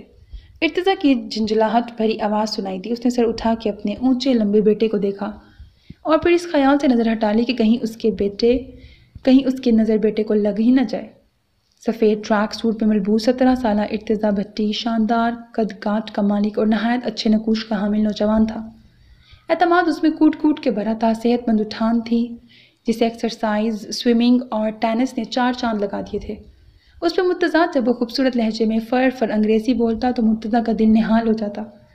میرا بیٹا شہزادوں سے بڑھ کے ہے، وہ اکثر نسرین سے کہتا تھا، حالانکہ اس فخریہ پیشکش کی وہ برابر کی ذمہ دار تھی، مگر پھر بھی وہ چڑ جاتی۔ اسے اپنے شہزادے کے نخروں سے ڈر لگنے لگا تھا۔ کہاں کھو گئے ہیں؟ مجھے دیر ہو رہی ہے، وہ جھنجھلا کے بولا۔ میرے پاس اس وقت 5000 نہیں ہے، تم 1000 لے لو، میں تمہیں کل۔ وہ جیب سے بوسیدہ والیٹ نکال رہا تھا مگر ارتضیٰ نے اس کی بات کاٹ دی۔ نو تھینکس، مجھے 5 ہی چاہیے۔ اس نے اتنا کہا اور پلٹ کے تیز چلتا ہوا کچن کی جانب چل دیا۔ اس کے انداز میں ناراضی نمایاں تھی۔ مرتضیٰ کا دل بے حد دکھا، اس کے معاشی حالات دن بدن تنزلی کی جانب گامزن تھے۔ گزشتہ 6 سالوں میں وہ 6 ہی کاروبار تبدیل کر چکا تھا۔ اپنی پینوراما میں موجود 2 دکانوں میں سے ایک میں آج کل وہ ریڈی میڈ گارمنٹس کا کاروبار کر رہا تھا۔ اس سے پہلے مردانہ فٹ ویئرز رکھے تھے اور اس سے بھی پہلے اس نے کمپیوٹر کے کاروبار کو چلانے کی کوشش کی تھی، لیکن نہ جانے کیا بات تھی، وہ کاروباری اسرار و رموز سیکھ ہی نہیں پا رہا تھا۔ وہ جو جمع جتھا تھا وہ مال کی صورت دکان میں منتقل ہو جاتا تھا مگر برکت نہیں پڑتی تھی، اسی لیے آج کل وہ ہاتھ کھینچ کے گزارا کرنے کی کوشش کر رہا تھا۔ اس نے اور نسرین نے اس سال ایک نیا جوڑا نہیں بنایا تھا، لیکن یہ پہلا موقع تھا کہ اس نے بیٹے کو انکار کر دیا۔ ارتضیٰ کچن کی جانب چلا گیا تو وہ بھی اٹھ کے اسے منانے کے لیے پیچھے چلا آیا، مگر ابھی وہ کچن اور لاؤنج کے درمیانی راستے میں تھا کہ اس کے کانوں میں ارتضیٰ کی پھنکارتی آواز سنائی دی۔ انسان کس لیے کماتا ہے؟ بچوں کے لیے نا؟ تو پھر یہ مجھے پہلی بار مانگنے پہ پیسے کیوں نہیں دے دیتے؟ انہیں اچھا لگتا ہے کہ میں فقیروں کی طرح ان کے آگے ہاتھ پھیلاؤں، تبھی میرے سامنے پیسوں کی کمی کا رونے لگتے ہیں۔ ان کے بارے میں اس لہجے میں بات مت کرو ارتضیٰ، ان کے پاس واقعی پیسے نہیں ہوں گے ورنہ وہ تمہیں کبھی انکار نہیں کرتے۔ نسرین کی دھیمی سی آواز سنائی تھی، ان کے پاس کبھی پیسے ہوتے بھی ہیں؟ سن لے ماما، مجھے صرف پیسے دیتے ان کی جان جاتی ہے، وہ اپنی دولت پہ ناک بن کے بیٹھے ہیں، اتنے روپے کہاں لے جائیں گے وہ؟ میں نے زیادہ تو نہیں مانگ لیے، اونلی 5000۔ 5000 کے اوقات ہی کیا ہے آج کل کے زمانے میں؟ انہیں شوق ہے مجھے چھوٹی چھوٹی چیزوں کے لیے ترسانے کا، وہ کبھی مجھے خوشی سے پیسے نہیں دیتے، وہ چاہتے ہیں میں ان کی منتیں کرتا رہوں۔ آپ جانتے بوجھتے ہوئے ان کا ساتھ دیتی ہیں۔ ارتضیٰ نے آواز کا والیوم کم کرنے کی کوشش نہیں کی تھی۔ تم اپنے خرچ کم کرنے کی کوشش کرو بیٹا، اب پہلے جیسے حالات نہیں رہے۔ نسرین نے ایک بار پھر اسے پچکارنا چاہا تھا۔ میں اپنے خرچ کم کروں؟ وہ بھڑک اٹھا، یعنی میں اپنے خرچ کم کروں؟ میرے خرچے ہی کیا ہیں؟ ایسا کیا کرتا ہوں میں؟ آپ نے میرے کلاس فیلوز کو نہیں دیکھا، ان کے خرچے دیکھ لیں تو شاید حیرانی سے مر جائیں۔ خدا نہ کرے، باہر لابی میں کھڑا مرتضیٰ دہل کے بولا تھا۔ اس کی آواز اتنی اونچی نہیں تھی کہ کچن میں موجود ماں بیٹا سن پاتے۔ آپ لوگ مجھے اس طرح ٹریٹ مت کریں جیسے کسی بھکاری کو کرتے ہیں۔ دل چاہا تو 2 روپے کا سکہ دے دیا، نہیں چاہا تو معاف کرو بابا کہہ کے ٹال دیا۔ آپ لوگوں سے میرے خرچے پورے نہیں ہو سکتے تو آپ کو مجھے پیدا نہیں کرنا چاہیے تھا، میں اپنی مرضی سے تو اس دنیا میں نہیں آیا تھا۔ وہ پھنکار رہا تھا، مرتضیٰ پھٹی پھٹی آنکھوں سے کھڑا یہ سب سن رہا تھا۔ اس نے اپنے بیٹے کو یہ سب نہیں سکھایا تھا۔ وہ تھکے قدموں سے چلتا اپنے بیڈ روم میں آ گیا، پھر وارڈروب کھول کے کپڑوں کی تہہ کے نیچے رکھا۔ ایک والیٹ نکال کے اس نے اس میں سے گن کے 5000 کے نوٹ نکالے تھے۔ یہ روپے اس نے نسرین کے چیک اپ کے لیے آج ہی کسی سے ادھار لیے تھے۔ وہ بہت دن سے پیٹ میں عجیب سے درد کی شکایت کر رہی تھی۔ ان کے جنرل فزیشین نے تفصیلی چیک اپ کے لیے کہا تھا۔ وہ 5000 لیے دوبارہ کچن میں آ گیا۔ پلیز ارتضیٰ آہستہ بولو، تمہارے بابا سنیں گے تو انہیں کتنا برا لگے گا۔ کچن کے دروازے سے بالکل اندر داخل ہوتے ہوئے اس نے نسرین کی آواز سنی تھی۔ شکر ہے ارتضیٰ ابھی تم نہیں ہو، یہ لو یار 5000 روپے، مجھے یاد ہی نہیں رہا تھا کہ میرے پاس یہ روپے ہیں، ابھی دیکھا تو نظر آئے، تم یہ رکھ لو۔ کیا پک رہا ہے نسرین؟ مجھے بہت بھوک لگی ہے، پیٹ میں ہلچل سی مچی ہے، اتنی بھوک لگ رہی ہے کہ بھوک کی وجہ سے سانس بھی پھول رہی ہے۔ لاؤ یار کوئی کیک رسک یا بسکٹ ہی دے دو، چائے بنا دو، کچھ دے دو، مجھے کچھ دے دو نسرین۔ بولتے بولتے ان کی آواز بھر آ گئی۔ وہ کچن میں موجود چھوٹی ڈائننگ ٹیبل کے گرد بیٹھ گئے۔ کے گرد بیٹھ گیا۔ ارتضیٰ روپے اس سے لے کے ناک چڑھاتا کب کا کچن سے جا چکا تھا۔ نسرین نے گہرا سانس بھرا، دو موٹے موٹے آنسو اس کی پلکوں سے لرزتے رخسار پہ ڈھلک آئے تھے۔ وہ خاموشی سے چائے کے لیے برنر آن کرنے لگی، جبکہ مرتضیٰ کے پاس پڑی ٹیبل کی چکنی سطح گیلی سی ہو گئی تھی۔ اب کیا ہوگا؟ رات کا نہ جانے کون سا پہر تھا جب چھت کی جانب کھلی آنکھوں سے دیکھتے نسرین نے بجھے لہجے میں سوال کیا۔ وہ دونوں ہی چت لیٹے کب سے چھت کو تک رہے تھے۔ نسرین کے لہجے میں اس قدر مایوسی تھی کہ مرتضیٰ بے چینی سے تڑپ اٹھا۔ اس نے رخ بدل کے اس کی جانب دیکھا، پھر ایک عجیب سے احساس میں گر کے اسے اپنے قریب کر کے اپنے بازو اس کے گرد حائل کر دیے۔ نسرین کی سسکیاں رات کی تاریکی میں کمرے کے چاروں جانب ایک نیا اضطراب گھول رہی تھیں۔ مجھے معاف کر دیں مرتضیٰ، میں آپ کے لیے ہمیشہ سے ہی مسائل کا منبع رہی ہوں۔ میں آپ کی زندگی میں کوئی آسانی نہیں پیدا کر سکی، مجھے معاف کر دیں۔ سسکیوں کے درمیان وہ نہ جانے کس بات کی معافی تلافی کر رہی تھی۔ اس کے گرد مرتضیٰ کی گرفت مضبوط ہوئی تھی۔ تم کیوں پریشان ہوتی ہو؟ انشاءاللہ سب ٹھیک ہو جائے گا، میں ہوں نا؟ وہ اس کے بالوں بھرے سر پہ اپنا چہرہ رکھ کے بولا تھا۔ اس کی آنکھوں میں بھی پانی تھا، مگر وہ اپنی شریک حیات کو بے حوصلہ نہیں کرنا چاہتا تھا۔ اس نے تو اسے ڈاکٹر سے ہونے والی میٹنگ کی مکمل تفصیل بھی نہیں بتائی تھی۔ وہ جس پیٹ درد کو معمولی سمجھ کے نظر انداز کر رہے تھے وہ ہیپاٹائٹس سی نکلا تھا۔ نسرین تو ابھی بھی چیک اپ کے لیے راضی نہیں تھی، مگر اس کا تیزی سے زرد پڑتا چہرہ اور مزمحل وجود مرتضیٰ کو احساس دلا رہا تھا کہ تاخیر مناسب نہیں۔ نسرین کے چیک اپ کے لیے اسے ادھار لینا پڑا تھا۔ چیک اپ تو ادھار روپوں سے ہو گیا تھا، لیکن اب ایک لمبا اور مہنگا علاج درکار تھا تاکہ اس بیماری کا کلا کما کیا جا سکے۔ نسرین کو اس نے یہی بتایا تھا کہ یرکان کا عارضہ ہے۔ رپورٹس جان بوجھ کے اس نے اس کے ہاتھ نہیں لگنے دی تھی، مبادا وہ جان جائے کہ ہیپاٹائٹس سی ہے اور وہ خطرناک سٹیج پہ پہنچ چکا ہے۔ وہ کافی دیر تک نسرین کے بالوں کو سہلاتا رہا تاکہ وہ سو جائے، اور وہ سو بھی گئی تھی، لیکن نیند مرتضیٰ کی آنکھوں سے کوسوں دور تھی۔ مسائل افریت کی طرح اسے چاروں جانب سے دبوچ رہے تھے اور کوئی راہ فرار نہیں تھی۔ کاروبار مسلسل گھاٹے میں جا رہا تھا۔ ارتضیٰ کے خرچے بڑھتے جا رہے تھے۔ وہ اپنی لائف سٹائل کے سٹینڈرڈ کو برقرار رکھنے کے لیے کسی کی کوئی بات سننے کو تیار نہیں ہوتا تھا۔ آج بھی سارا دن پرائیویٹ میڈیکل کلینکس پہ خوار ہونے کے بعد جب وہ گھر پہنچے تھے تو ارتضیٰ کہیں باہر جانے کی تیاری کر رہا تھا۔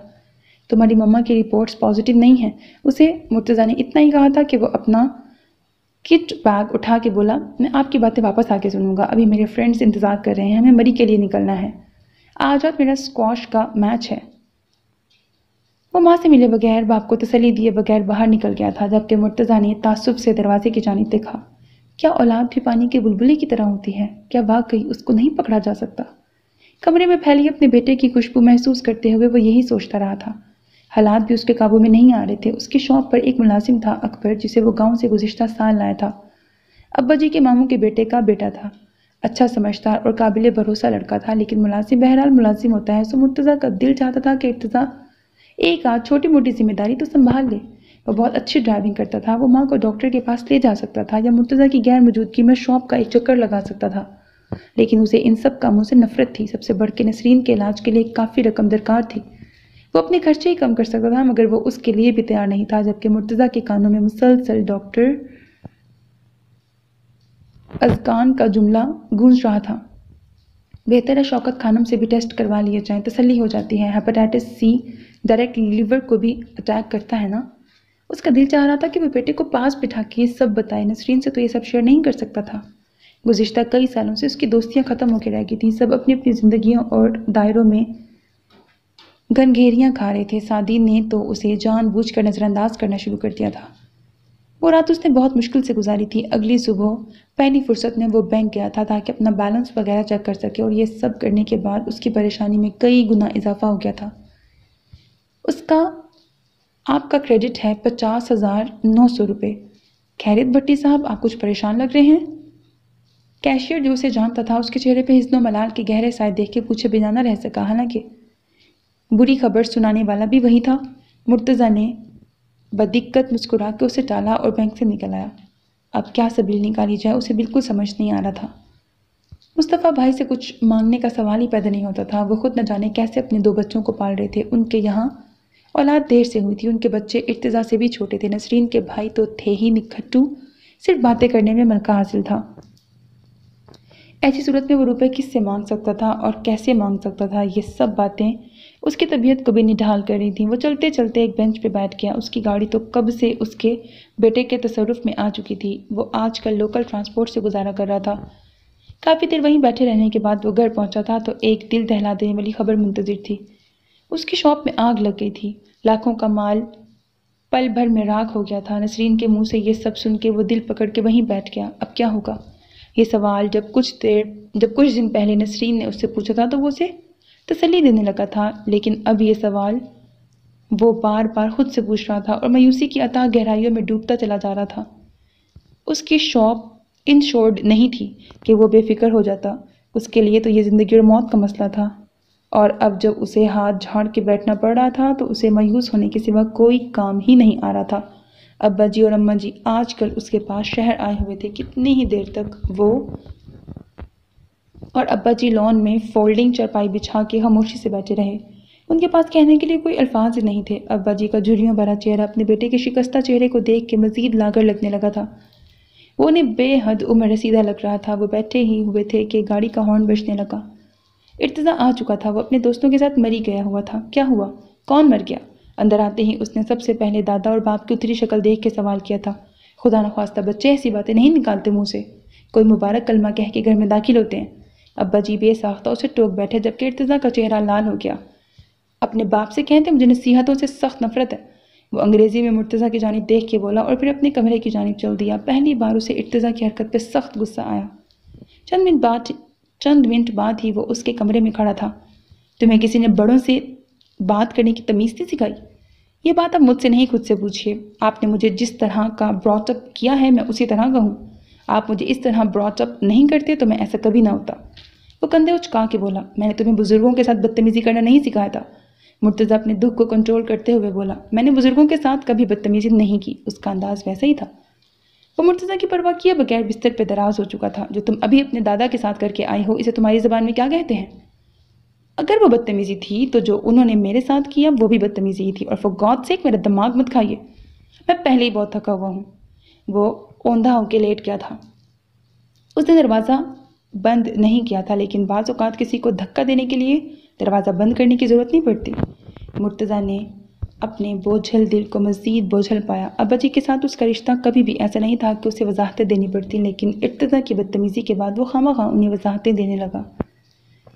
ابا جی بھی اپنے بیٹے کے ہی باپ تھے، اسی لیے اس کی وضاحتوں پر سر ہلاتے گئے۔ مجھے نہیں پتا میں نے زندگی میں ایسی کون سی غلطیاں کی ہیں جن کی سزا اب مجھے مل رہی ہے۔ ہر آنے والا دن میرے لیے مصائب کے انبار لا رہا ہے۔ مجھے آنے والے دن سے ڈر لگتا ہے۔ میرا دل چاہتا ہے کہ سورج ہی طلوع نہ ہوا کرے۔ میں اتنا برا انسان تو نہیں ہوں نسرین، میرے ساتھ یہ سب کیوں ہو رہا ہے؟ کمرے میں جب تنہائی کے علاوہ اس کی بیمار غمگسار بیوی اس کے دکھ بانٹنے کی کوشش کر رہی تھی تو اس نے رکت بھرے لہجے میں کہا تھا۔ نسرین کے پاس اس کے سوالوں کا کوئی جواب نہیں تھا۔ ان دونوں کے پاس جب کوئی جواب نہیں ہوتے تھے تو وہ خاموشی کی زبان میں غم بانٹنے کی کوشش کرتے تھے۔ نسرین بھی یہی کرتی رہی۔ وہ خود کافی پریشان تھی۔ گھر کے حالات، اس کی بیماری، کاروبار کا ختم ہو جانا اور ارتضیٰ کی خود سری، سب چیزیں مل کے اس کے اعصاب کو کمزور بنا رہی تھی۔ ارتضیٰ کھانا کھانے کے لیے بھی نہیں آیا تھا۔ وہ ٹرے سجا کے اس کے کمرے میں چلی آئی تھی۔ ممتا کے ہاتھوں مجبور تھی نا۔ اس کا خیال تھا کہ ارتضیٰ کو ساری باتیں تحمل سے سمجھا دے گی، مگر وہ سب کو سن کے بھڑک اٹھا تھا۔ واٹ؟ شاپ جل گئی؟ بھٹی صاحب بیوقوف بنا رہے ہیں آپ کو ماما۔ وہ واقعی دولت پہ سانپ بن گئے ہیں۔ وہ جانتے تھے نا کہ مجھے لمس میں ایڈمیشن لینا ہے، تبھی انہوں نے یہ سارا ڈرامہ کیا ہے۔ اس کام میں تم ماہر ہے۔ وہ ساری زندگی ڈراموں کے علاوہ انہوں نے کیا ہی کیا ہے؟ میں تو ان کے روز روز کے تماشوں سے تنگ آ گیا ہوں۔ وہ مجھے پیسے نہیں دینا چاہتے، اسی لیے ہر روز کوئی نہ کوئی نیا کھڑاک پیدا کر دیتے ہیں۔ میری جان، میرے بچے، ایسے مت سوچا کرو۔ بہت محبت کرتے ہیں وہ تم سے، تمہیں سمجھ۔ نسرین اسے سمجھا رہی تھی کہ لاڈلے نے بات کاٹ دی۔ ماما ایسی جذباتی باتیں مت کیا کریں، میں جانتا ہوں وہ کتنی محبت کرتے ہیں مجھ سے۔ آپ کو یاد ہے آج سے 4 سال پہلے جب ہم نے اوپر والا پورشن بنا کے گھر کے تمام حصوں کا انٹیریئر بدلا تھا، تب میرا کمرہ ڈیکوریٹ کرتے وقت انہوں نے کتنی فضول چیزوں کا انتخاب کیا تھا، حالانکہ میں نے ان کے کمروں کے لیے ہر چیز بہترین منتخب کی تھی۔ اگر انہیں مجھ سے محبت ہوتی تو وہ ایسے کرتے؟ گزشتہ 4 سالوں سے میں ان کی ایسی باتوں کو اگنور کر رہا ہوں۔ اب مجھ سے نہیں ہوتا۔ وہ اچھے باپ نہیں ہیں، باپ ایسے نہیں ہوتے۔ میں ان کا اکلوتا بیٹا ہوں۔ لوگ اکلوتے بیٹوں پہ جان چھڑکتے ہیں۔ اور وہ لمحہ بھر کے لیے خاموش ہوا تھا۔ میرا منہ مت کھلوائے ماما، مجھے خاموش رہنے دیں۔ مجھے وہ انسان اچھا نہیں لگتا جو ناانصاف ہو۔ میرے ساتھ ناانصافی کرتے ہیں۔ اس کی آواز میں ٹین ایجرز والا جذباتی پن تھا۔ نسرین اسے سمجھانا چاہتی تھی لیکن اس کی اپنی طبیعت اتنی بوجھل ہو گئی تھی کہ وہ وہاں سے اٹھ گئی۔ اس کے پاس ارتضیٰ کے ہر سوال کا جواب تھا لیکن اسے سمجھانا فی الحال کسی کے بس کی بات نہیں لگ رہی تھی۔ وہ باپ کی محبت کو مادیت پرستی کے ترازو میں تول رہا تھا، ایسے جیسے بچے سب سے زیادہ عیدی دینے والے انکل کو سب سے زیادہ اچھا کہتے ہیں، اسی طرح اس کا بیٹا اپنے باپ کے لیے ایک معیار مقرر کر چکا تھا۔ وہ اپنے بیٹے کو کیسے بتاتی کہ اس کا باپ جان بوجھ کے اس کے لیے فضول چیزیں پسند نہیں کرتا؟ وہ اگر اپنے لیے چیزیں لاتا تو وہ ایسی ہی ہوتی تھیں۔ ایک دیہاتی شخص کی پسند ناپسند اس کے ماڈرن بیٹے کے معیار پہ کیسے پوری اتر سکتی تھی؟ ارتضیٰ کی باتوں کو برداشت کرتی وہ اب اپنے بستر پہ لیٹی مرتضیٰ کی باتیں سن رہی تھی۔ نسرین کی بیماری بڑھتی جا رہی تھی۔ جس چیز کو ہیپاٹائٹس سی سمجھا گیا وہ دراصل لیور کا سٹون تھا۔ ڈاکٹر نے اسے آپریٹ کرنے کا مشورہ دیا۔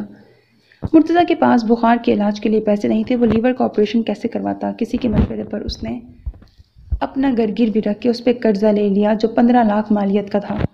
رقم ہاتھ میں آ جانے سے اسے کافی سکون نصیب ہوا۔ اگرچہ گھر گروی رکھ دینے کا افسوس تھا مگر گھر نسرین سے زیادہ اہم نہیں تھا۔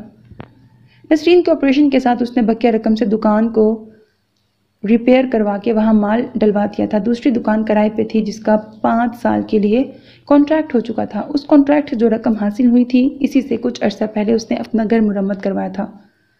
اسے لگ رہا تھا جیسے وہ نئے سرے سے زندگی کی ابتدا کر رہا ہے۔ زیرو سے سفر شروع کرنا واقعی بہت مشکل تھا، خاص طور پر جب آپ نا امید بھی ہوں۔ نسرین اسے اور وہ نسرین کو امید دلانے کے لیے بلا وجہ باتیں کرتے رہتے، ایسے جیسے ذیابیطس کے مریض انسولین کی ٹیبلٹ لیتے ہیں۔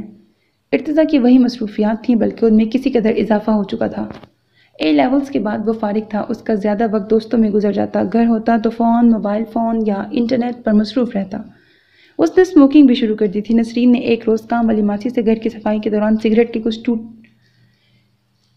کے کچھ ٹوٹے دیکھے تھے۔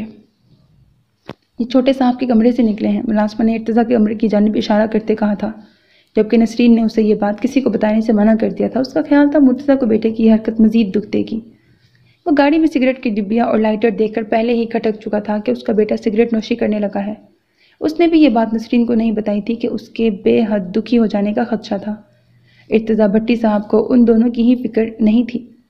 ایک روز رات کے کھانے کے بعد جب مرتضیٰ نے اسے کسی ضروری بات کی خاطر کچھ دیر وہیں بیٹھنے کے لیے کہا تو اس نے احسان کرنے والے انداز میں بیٹھ کر جیب سے سگریٹ نکال کے سلگا لیا تھا۔ نسرین اور مرتضیٰ ایک دوسرے کی شکل دیکھتے رہ گئے تھے۔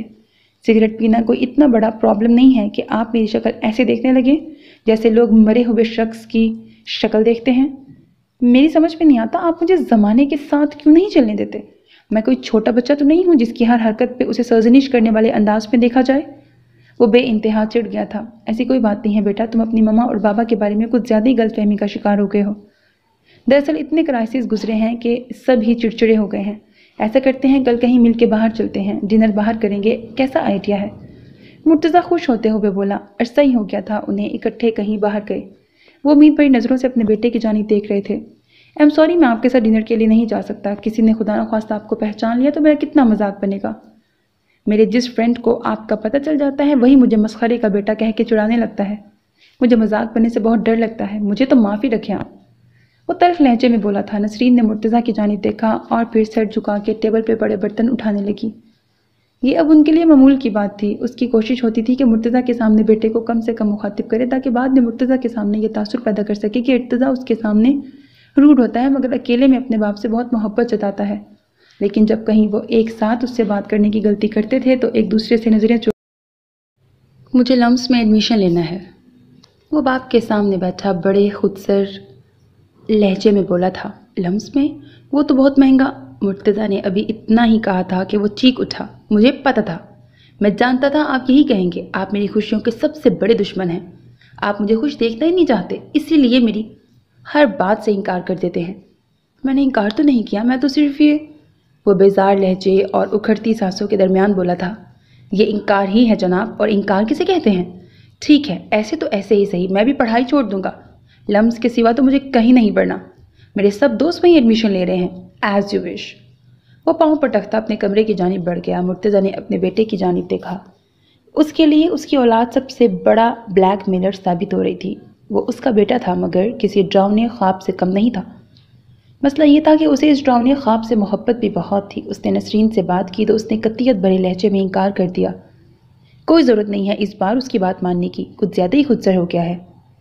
اگر اس کے سب فرینڈز لمپس میں ایڈمیشن لے رہے ہیں تو ہم کیا کریں؟ ہم نہیں افورڈ کر سکتے۔ وہ بچہ ہے، بچے ضد کرتے ہی ہیں، تم اسے پیار سے سمجھاؤ۔ مرتضیٰ منت بھرے لہجے میں بولا تھا۔ وہ پیار کی زبان سمجھتا ہی کب ہے؟ نسرین نے یہ بات دل میں سوچی تھی۔ وہ خود ارتضیٰ سے خائف رہنے لگی تھی۔ اس نے سوچا تھا وہ رات کو اس سے بات کر کے دیکھے گی، مگر اس کی نوبت ہی نہیں آئی تھی۔ وہ رات کو گھر نہیں آیا تھا، اس سے پہلے وہ رات کو بتائے بغیر کبھی غائب نہیں ہوا تھا۔ ان کے پاس اس کے دوستوں کے جتنے نمبرز تھے ان سب پہ فون کر کے وہ پتہ کر چکے تھے، وہ وہاں کہیں نہیں تھا۔ اس کے سیل فون پہ کوئی رسپانس نہیں تھا۔ صبح 8 بجے کے قریب وہ گھر آیا اور ان دونوں کو نظر انداز کر کے اپنے کمرے کی جانب بڑھ گیا۔ 1 گھنٹے بعد انہوں نے اسے سوٹ کیس لیے کمرے سے باہر نکلتے دیکھا۔ میں آپ کا گھر چھوڑ کے جا رہا ہوں۔ میں ایسی جگہ نہیں رہ سکتا جہاں پیرنٹس اولاد کو قربانی کا بکرا سمجھیں۔ آپ میرے باپ نہیں، بلیک میلر ہیں۔ میں نفرت کرتا ہوں آپ سے۔ وہ گیٹ کی جانب بڑھتے ہوئے بولا۔ مرتضیٰ تڑپ کے اپنی جگہ سے اٹھا اور اس کے سامنے آ گیا۔ ایسے مت کہو ارتضیٰ میری چاند، اتنی سی بات پہ گھر چھوڑ دو گے؟ میں تمہیں دلوا دوں گا لمس میں ایڈمیشن۔ میں نے کہا نا میں دلوا دوں گا، چلو آؤ یہاں بیٹھو۔ وہ اس کا ہاتھ پکڑنے کی کوشش کرتے ہوئے بولا تھا۔ کافی منت سماجت کے بعد ارتضیٰ نے ان دونوں پر احسان عظیم کرتے ہوئے گھر سے جانے کا ارادہ ترک کر دیا تھا۔ ہیلو، جی میں مسلم پورہ تھانے سے بول رہا ہوں، یہ بات کر لیں۔ رات کے 2:30 بجے تھے جب فون کی گھنٹی بجی۔ فون نسرین نے اٹھایا تھا۔ مما، انہوں نے مجھے اریسٹ کر لیا ہے، مجھے یہاں سے چھڑوائیں، میرے سب۔ ارتضیٰ کی بات ابھی مکمل نہیں ہوئی تھی کہ ریسیور اس سے چھین لیا گیا۔ بی بی، آپ کا بیٹا لڑکیوں کو چھیڑتا پکڑا گیا ہے، آپ کسی مرد کو تھانے بھجوا دیں۔ اتنا کہہ کر فون کھٹاک سے بند ہو گیا۔ نسرین نے ہمت مجتمع کر کے مرتضیٰ کو جگایا تھا۔ ارتضیٰ انہیں کمبائن اسٹڈی کا کہہ کے گیا تھا اور صبح واپس آنا تھا اسے، مگر اب اس فون نے انہیں دہلا کے رکھ دیا تھا۔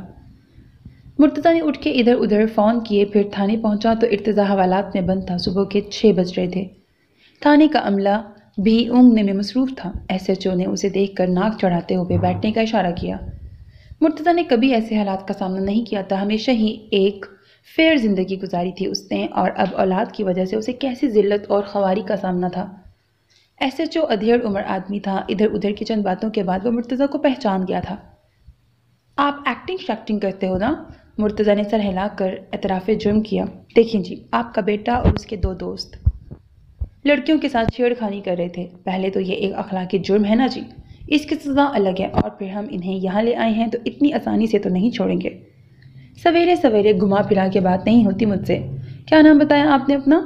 5 لاکھ دے دیں تو ابھی چھوڑ دیتا ہوں، ورنہ کیس تو لمبا ہے۔ اس نے بہت اطمینان سے مطالبہ دہرایا تھا۔ مرتضیٰ پریشانی سے پہلے ہی ادھمواں ہوا جا رہا تھا۔ اس بات پر تو اس کے ہاتھوں کے طوطے اڑ گئے۔ 5 لاکھ تو بہت زیادہ ہے۔ ایسا کیا کیا ہے ارتضیٰ نے؟ اس کا دل تو نہیں چاہ رہا تھا کہ وہ یہ سوال پوچھے، لیکن دل کے چاہنے یا نہ چاہنے سے کیا ہوتا ہے۔ او جی، آپ 4.25 لاکھ دے دو۔ اتنے ڈرامے شرامے کرتے ہو آپ، اتنی اندھی کمائیاں ہوتی ہیں آپ لوگوں کی، بیٹے کی خاطر اتنا نہیں کر سکتے آپ؟ وہ یقیناً بلیک میلنگ پہ اتر آیا تھا۔ اسے اندازہ تھا کہ مرتضیٰ بیٹے کی خاطر اتنی رقم کا بندوبست کرنے کی کوشش ضرور کرے گا۔ آخر اب نہ صحیح کبھی تو وہ ایک پبلک فگر رہا تھا۔ مرتضیٰ کی اپروچ اتنی نہیں تھی کہ وہ کسی چاچے مامے کے ذریعے تھانے والوں پر دباؤ ڈلوا سکتا۔ اس کے کالج کے زمانے کے ساتھی بہت اچھی اچھی جگہوں پہ پہنچ چکے تھے، لیکن مرتضیٰ کے ان سے ایسے روابط نہیں تھے کہ وہ بیٹے کی رہائی کے لیے ان سے رابطہ کرتا، اور پھر یہ بات اتنی شرمندگی والی تھی کہ وہ کسی اپنے سے نہیں کر سکتا تھا۔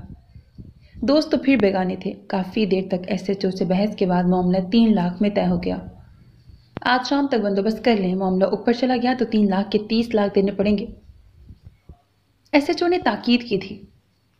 3 لاکھ اگرچہ اتنی بڑی رقم نہیں تھی، لیکن زندگی انہیں جن حالات تک لے آئی تھی وہاں 3 لاکھ بہت بڑی رقم رہی تھی۔ یہ اس کے لیے ایک اور کار دشوار تھا۔ مکان گروی، دکان نہیں اور بینک بیلنس 0 تھا۔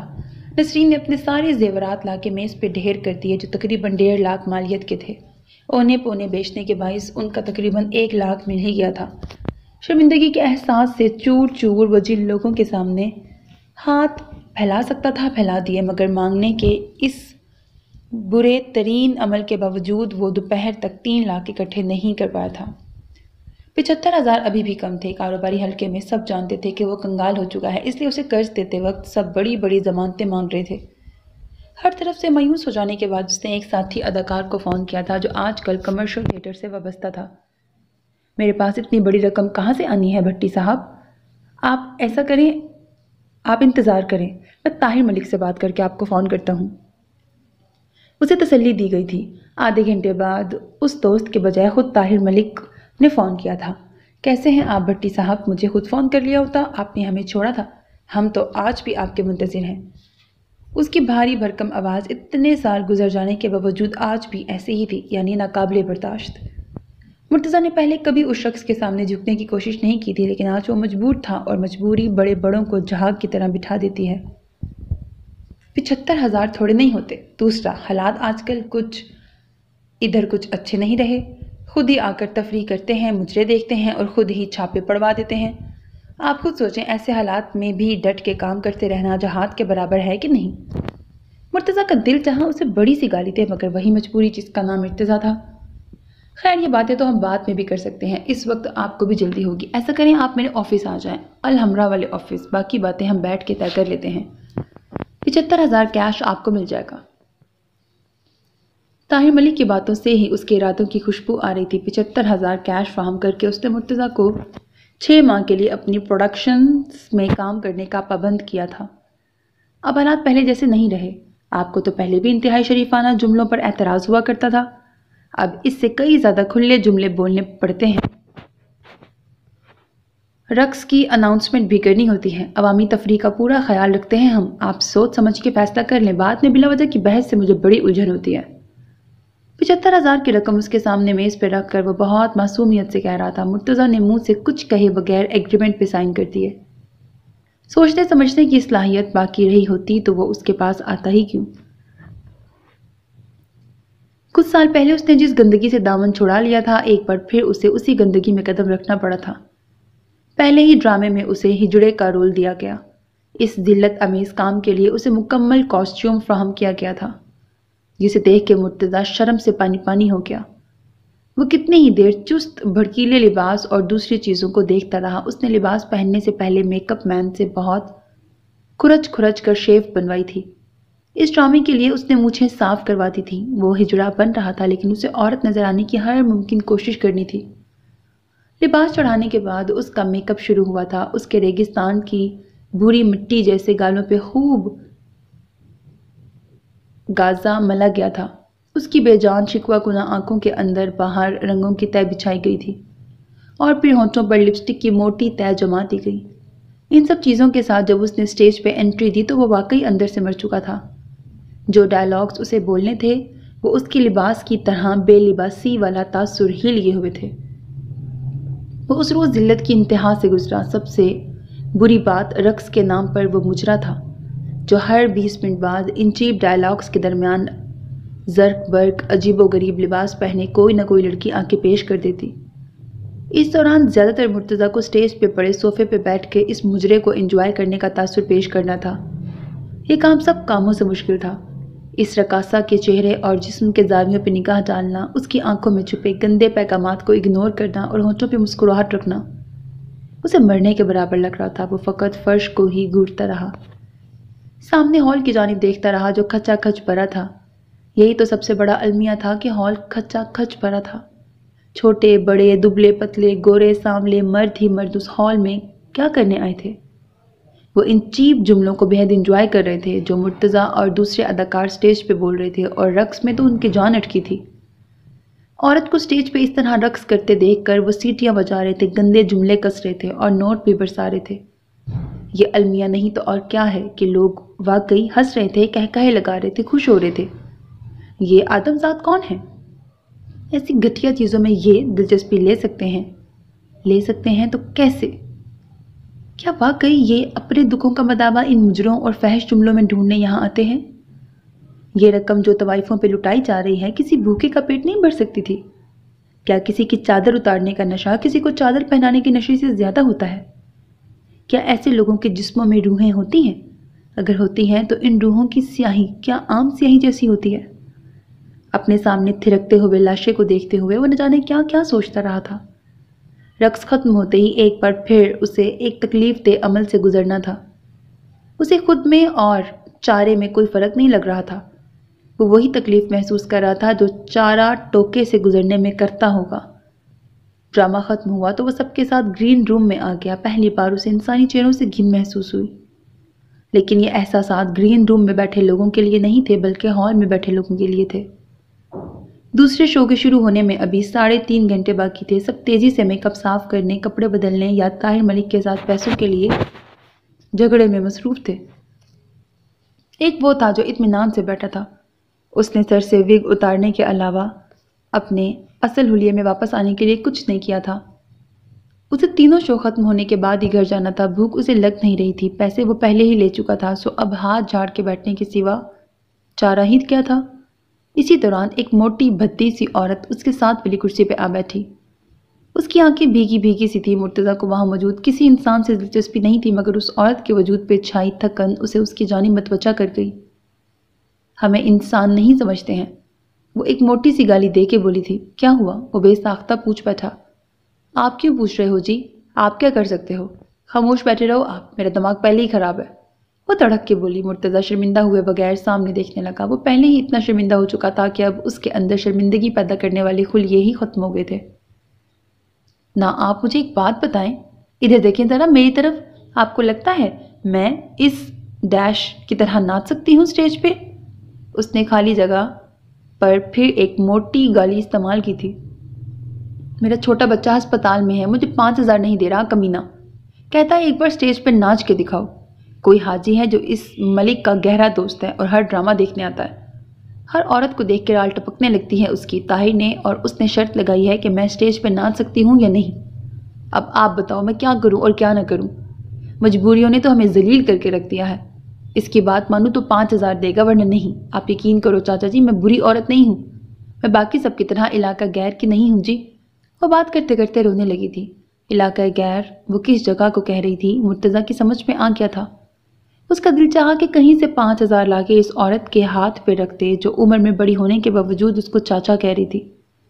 افسوس اس بات کا تھا کہ اس کے پاس اتنے روپے تھے ہی نہیں۔ دوسرے شو میں مرتضیٰ نے اس بے ہنگم عورت کو اسٹیج پہ ناچتے دیکھا۔ وہ ناچ کے نام پر عجیب و غریب حرکتیں کر رہی تھی اور ہال میں بیٹھے شائقین نے کہے لگا لگا کے چھت پھاڑ رکھی تھی، جبکہ اسٹیج پہ مرتضیٰ کے علاوہ 3 مزید اداکار موجود تھے۔ مرتضیٰ نے ان سب کی آنکھوں میں تعصب کی پرچھائیاں دیکھیں۔ وہ سب یقیناً اس عورت کے حالات سے واقف تھے، تبھی اس کے دکھ کو محسوس کر کے دکھی ہو رہے تھے۔ مرتضیٰ پہلے اپنے دکھ پہ پریشان تھا اور اب اسے احساس ہو رہا تھا کہ اس سے زیادہ دکھی لوگ بھی اس فیلڈ میں خوار ہو رہے ہیں۔ کھانا کھائیں گے؟ نسرین نے نظریں جھکائے بے حد امید بھرے لہجے میں پوچھا تھا۔ مرتضیٰ کے جھکے کندھے، مایوس آنکھیں اور سب سے بڑھ کر کلین شیو چہرہ اسے ہر کہانی کی تفصیل سمجھا رہا تھا۔ وہ لاؤنج میں بھی نہیں بیٹھا تھا بلکہ سیدھا بیڈ روم میں چلا آیا تھا، اور اب بیڈ روم میں بھی وہ بستر پر ٹانگیں لٹکا کے بیٹھا تھا۔ اس کی نظریں کبھی کبھی سامنے دیوار کی جانب اٹھتی تھیں اور پھر جھک جاتی تھیں۔ دیوار پر ایک آرٹ پیس نمایاں تھا جس پہ سورہ رحمان کی آیت لکھی تھی۔ وہ اس آیت کو دیکھتا تھا اور پھر نہ جانے کیا سوچ کے نظریں جھکا لیتا تھا۔ چائے بنا لاؤں؟ نسرین نے بے حد ازردہ ہو کے اس کی حالت دیکھی تھی۔ اسے شخص سے محبت تھی، اب سے نہیں، بہت بچپن سے، تب سے جب اس شخص کی ہر ادا میں بجلیاں بھری ہوتی تھیں۔ قسمت نے اس شخص کو کہاں لا کھڑا کیا تھا؟ وہ اس کی جانب دیکھتی رہی، پھر آنکھوں میں آئی نمی کو چھپانے کی خاطر اٹھ کے باہر چل دی۔ نسرین، میرے پاس بیٹھ جاؤ، مت جاؤ خدا کے لیے۔ وہ دروازے کے قریب پہنچی تھی کہ لجاجت بھری آواز سنائی دی۔ وہ تڑپ کے مڑی اور مرتضیٰ کے قریب چلی آئی۔ میں کہیں نہیں جا رہی، مگر آپ ایسے مت بیٹھے ہیں، میرے دل کو ہول اٹھتے ہیں۔ وہ اس کے پہلو میں بیٹھ کے اس کے ہاتھ پر اپنا ہاتھ رکھ کے بولی تھی۔ مرتضیٰ نے بس ایک نظر اس کی جانب دیکھا تھا، پھر دوبارہ سے نظریں جھکا کے اپنے ہاتھوں کی جانب دیکھنے لگا۔ وہ سب بہت مشکل ہے، اتنا مشکل کہ میں تمہیں بتا نہیں سکتا۔ دیکھو انہوں نے میرا کیا حال کر دیا، دیکھو میرا چہرہ، میری جانب دیکھو نسرین۔ وہ بولتا بولتا یکدم اس کی جانب مڑا تھا۔ کیا میں ویسا ہی لگتا ہوں جیسا صبح گھر سے نکلنے سے پہلے لگ رہا تھا؟ نہیں نا، اب میرا چہرہ مسخ ہو گیا ہوگا۔ میں بہت ذلت سے گزر کے آیا ہوں، بہت ذلت ہے نسرین، بہت ذلت۔ مجھے مرد نہیں رہنے دیا انہوں نے، مجھے کتا بنا دیا ہے۔ تو میرے ساتھ رہ لو گی نا؟ ایک کتے کے ساتھ رہنا بہت ذلت امیز ہے۔ وہ ہوش کی دنیا سے کہیں بہت آگے نکلا ہوا لگ رہا تھا۔ نسرین نے اس کے سر دھوتے ہاتھوں کو اپنے ہاتھ میں لے لیا اور انہیں گرم کرنے کی کوشش کرنے لگی۔ اس کا دل پہلے ہی بوجھل تھا، مرتضیٰ کی واپسی 3:30 بجے ہوئی تھی اور 3:30 بجے تک وہ آیت کریمہ کی تسبیح کرتی جلے پیر کی بلی کی طرح لان میں ٹہلتی رہی تھی۔ ایسی باتیں مت کرو، سب ٹھیک ہو جائے گا، اللہ اپنے بندوں کو اتنا نہیں آزماتا، وہ گلوگیر لہجے میں بہت ٹہر ٹہر کے بول رہی تھی۔ اس کی آنکھ سے آنسو ٹپک رہے تھے اور اس کے ہاتھوں کی گرفت نسرین کے ہاتھوں پر مضبوط ہوتی جا رہی تھی۔ وہ نسرین کی جانب دیکھنے لگا تھا۔ اس کی آنکھیں بھیگ رہی تھیں اور چہرے پہ بچوں کی سی معصومیت تھی۔ مجھے عورتوں کے جیسے کپڑے پہننے کو دیے، مجھے بہت شرم آ رہی تھی، میرے گالوں، آنکھوں اور ہونٹوں پر اتنی سرخی لگا دی۔ مجھے روز یہی سب کرنا پڑے گا، ہر روز میں یہی کام کروں گا، یہی گندا کام۔ تو میرے لیے دعا نہیں نا، میرے لیے دعا کرو۔ وہ پھوٹ پھوٹ کے رونے لگا تھا۔ نسرین نے اس کے گرد اپنے بازو حائل کیا اور اسے اپنے ساتھ لگا لیا۔ وہ اتنا زیادہ رو رہا تھا کہ 1 منٹ بعد ہی نسرین کا دوپٹہ بھیگ گیا تھا۔ نسرین بھی اس کے ساتھ رونے لگی تھی۔ مجبوریوں کا نشہ مدہوش نہیں کرتا، مایوس کر دیتا ہے، اور مایوسی انسان کو موت کی طرح بے حس کر دیتی ہے۔ وہ بھی بے حس ہو گیا تھا۔ حالات کے چکی نے پیس پیس کے اسے آٹا بنا ڈالا تھا۔ وہ اپنے آپ سے اس قدر لاپرواہ ہو چکا تھا کہ کھانے پینے کا ہوش بھی نہیں رہا تھا۔ پہلے کی طرح کسی چیز میں گرم جوشی سے حصہ لینا تو اسے بھول چکا تھا۔ گاؤں سے کوئی رشتہ دار ملنے کے لیے آ جاتا تو بیٹھا خاموشی سے اسے تکتا رہتا۔ مہمان بیچارہ از خود ہی بول کر تھک جاتا اور واپس چلا جاتا۔ طاہر ملک اسے مسلسل ڈراموں میں کام دے رہا تھا، ایک کے بعد اسے ایک۔ ہر ڈرامے میں ہجڑا یا اسی ٹائپ کا کچھ بننا پڑتا۔ اسی پر کیا موقوف اسٹیج کی دنیا میں زیادہ تر اداکاروں کو ایسے ہی گھٹیا کردار نبھانے پڑ رہے تھے۔ جو اداکار اثر و رسوخ والے تھے وہ تو بچ جاتے تھے، لیکن چھوٹے اور مجبور فنکار واقعی مجبوریوں کے بندھن میں بندھے تھے۔ جس ہفتے مرتضیٰ کے شوز چل رہے ہوتے ان دنوں اس کی حالت لیبر پین میں مبتلا عورت کی جیسی ہو جاتی۔ آنکھوں میں موت رقصہ نظر آتی اور ہونٹوں پر جامد خاموشی، جبکہ جسم کے باقی اعضاء حالت سجدے میں گڑ گڑاتے محسوس ہوتے تھے۔ جب وہ واپس گھر آتا تو نسرین کا دل چاہتا واقعی اسے دل کے کسی کونے میں چھپا لے۔ ارتضیٰ کے معمولات پہلے سے بھی بدتر ہو گئے تھے۔ حوالات کا چکر لگا لینے کے بعد وہ پہلے سے زیادہ ڈھیٹ ہو گیا تھا۔ وہ اس چیز کو ایڈونچر قرار دیتا تھا۔ اسے اس بات کی کوئی شرمندگی نہیں تھی کہ اس کے باپ نے اپنی روح کو رہن رکھ کے اسے حوالات سے چھڑوایا تھا۔ وہ ابھی بھی مرتضیٰ کے ساتھ پیسوں کے لیے بحث کرتا اور پھر تانوں اور گالی گلوچ پہ اتر آتا۔ میرا باپ ڈرامے باز، ایک ناکام آدمی ہے۔ اگر کسی کے گھر پیدا ہونے میں انسان کا اپنا اختیار ہوتا تو میں کبھی اس شخص کے گھر پیدا نہ ہوتا۔ وہ نسرین کے سامنے حقارت سے کہا کرتا اور وہ حیرانگی سے سوچتی کہ تربیت میں کمی کہاں رہ گئی تھی، جبکہ وہاں تربیت میں کمی نہیں تھی بلکہ سرے سے تربیت کے آثار ہی نظر نہیں آتے تھے۔ اپنے لمس کے فرینڈز کے ساتھ وہ زندگی کو انجوائے کرنے میں لگا تھا اور دوسری جانب اس کا باپ گل گل کے مر رہا تھا۔ زندگی کی ڈگر وہی تھی، بس اب یہ ہوا تھا کہ مرتضیٰ کے اندر امید اور حوصلہ نہیں رہا تھا۔ وہ اتنا جل کڑ چکا تھا کہ اس کے اندر جلنے کڑنے والا مواد ختم ہو گیا تھا۔ اب وہ معاشرے کی حالت دیکھتا اور افسردہ ہو جاتا۔ اسے لگتا تھا اس کی اس حالت کا ذمہ دار کسی نہ کسی طرح یہ معاشرہ بھی ہے۔ لوگ جوک در جوک ان ڈراموں کو دیکھنے کے لیے آتے تھے۔ خواتین کے بیٹھنے کا الگ انتظام ہوتا تھا اور وہ حیرانی سے دیکھتا رہ جاتا کہ بہت سی عورتیں بھی ایسی چیزوں کی شوقین تھیں۔ ڈراموں کی آڑ میں جو کچھ ہو رہا تھا لاتعداد لوگ اس کو دیکھنے آتے تھے۔ وہ لوگ جو روپے پیسے خرچ کر کے ہال میں یہ سب دیکھنے آتے تھے، فقط دیکھنے سے ان کے نفس کا پیٹ نہیں بھرتا تھا، اس لیے وہ ٹھونک بجا کر دیکھنا چاہتے تھے۔ سو یہ انتظام الگ تھا۔ وہ اپنی آنکھوں سے عورتوں کو ذلیل ہوتے اور عزت دار لوگوں کو انہیں ذلیل کرتے دیکھتا اور پھر بے حسی کا لبادہ اوڑھنے کی کوشش کرتے ہوئے اپنے کام میں لگ جاتا۔ ایک عجیب سی صورتحال تھی جو اسے ہر گزرتے دن کے ساتھ تھکاتی جا رہی تھی۔ وہ سب کام جو مخصوص علاقوں میں ہوا کرتے تھے وہی کام سٹیج کی آڑ میں کھلم کھلا ہو رہے تھے۔ اس کے پورے خاندان میں کبھی کسی نے لائیو مجرا نہیں دیکھا ہوگا، جبکہ وہ یہ سب دیکھتا اور پھر اپنی تمام حسیات کے مردہ ہو جانے کی دعا کرنے لگتا۔ اس روز اس نے ایک طوائف کو اپنی 17 سالہ بیٹی کے دام کھڑے کرتے دیکھا اور یہ دیکھ کر اس کا دل دھک سے رہ گیا۔ اس کو خریدنے والا اس کا کالج فیلو طلحہ نیازی تھا۔ طلحہ نیازی میاں والی میں کتنی اچھی پوسٹ پہ کام کر رہا تھا۔ یہ کسی سے بھی ڈھکا چھپا نہیں تھا۔ اس نے خوشبوؤں کی طرح مہکتے اس شخص کو ایک طوائف کا سودا کرتے دیکھا اور پھر دیکھتا ہی رہ گیا۔ جن دنوں وہ اپنی مرضی سے سٹیج کر رہا تھا ان دنوں طلحہ نیازی اسے بہت بری طرح اگنور کرنے لگا تھا، اور ایک بار اس نے اعتراف بھی کیا تھا کہ وہ سٹیج پر इस किस्म के घटिया काम करने वाले से दोस्ती क्या, सलाम दुआ भी नहीं रखना चाहता। उसका इशारा एक्टिंग की तरफ था और अब जो कुछ वो खुद कर रहा था उसके लिए पता नहीं उसने कोई सज़ा मुकर्रर भी की थी या नहीं। वो तन्हा नियाज़ी को वहाँ देख के इतना बेचैन हुआ कि ग्रीन रूम से उठकर मेकअप रूम में आ गया, क्योंकि वहाँ बेहद रश लगा हुआ था और वो कुछ लम्हे सिर्फ अपने साथ गुजारना चाहता था। उसे बैठे कुछ ही देर हुई थी कि राना अकमल भी उधर आ गया। राना अकमल गोरा चिट्टा और बहुत दुबला सा लड़का था। वो औरत के गेटअप में ही था। भट्टी साहब, आपकी तबीयत तो ठीक है? वो आईने के सामने खड़े होकर अपनी मसनूई पलकें उतारते हुए उससे सवाल कर रहा था। आकीबत बिगड़ चुकी है, बाकी तो सब खैरियत है, मुर्तज़ा के मुंह से फिसला था। अकमल ने आईने में से ही उसकी जानिब देखा और बहुत गौर से देखा। पलकें उतार कर अब वो ज्वेलरी उतार रहा था। आपने ये सब कुछ दिल से कबूल नहीं किया है ना? है ना? दोनों बाजू से वो कांच की सुर्ख चूड़ियां उतार रहा था। कांच की चूड़ियों के आपस में टकराने से जलते रंग से पैदा हो रही थी। किसी को इतनी खूबसूरत आवाज़ से नफरत हो सकती है? शायद ही, लेकिन मुर्तज़ा को थी। तुमने कर लिया है? उसके सवाल का जवाब दिए बगैर मुर्तज़ा ने पूछा। वो अब झुमके कानों से छुड़ा रहा था। मेरा दिल ही मर चुका है, मुझसे आप क्या पूछते हैं? दिल नहीं मरता तो मेरे छोटे छोटे बच्चे भूख से मर जाते। अब मैं कुछ नहीं सोचता। जब शुरू में यहाँ आया था तो घर वापस जाके खूब रोता था। वॉशरूम में घुस जाता, पानी का नलका खोल देता और फिर धाड़े मार मार के रोता। मेरी बीवी समझती है ये बहुत इज्जत वाला काम है, बहुत परहेजगार औरत है। मुझे इस हुलिये में देख लिया तो वहीं फुड़क के मर जाएगी। उसके पास जाता हूँ तो शर्मिंदगी से नजरें नहीं उठा पाता, लेकिन क्या करूँ, मुझे इस काम के अलावा कुछ भी नहीं आता। ज़्यादा पढ़ने लिखने का शौक भी नहीं था, बचपन से ही बस नकलें शक्लें करता रहता।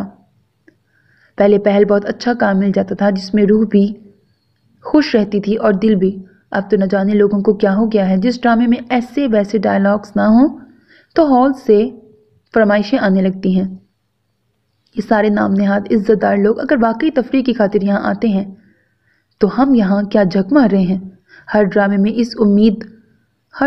इस उम्मीद पे पकड़ता हूँ कि शायद अब की बार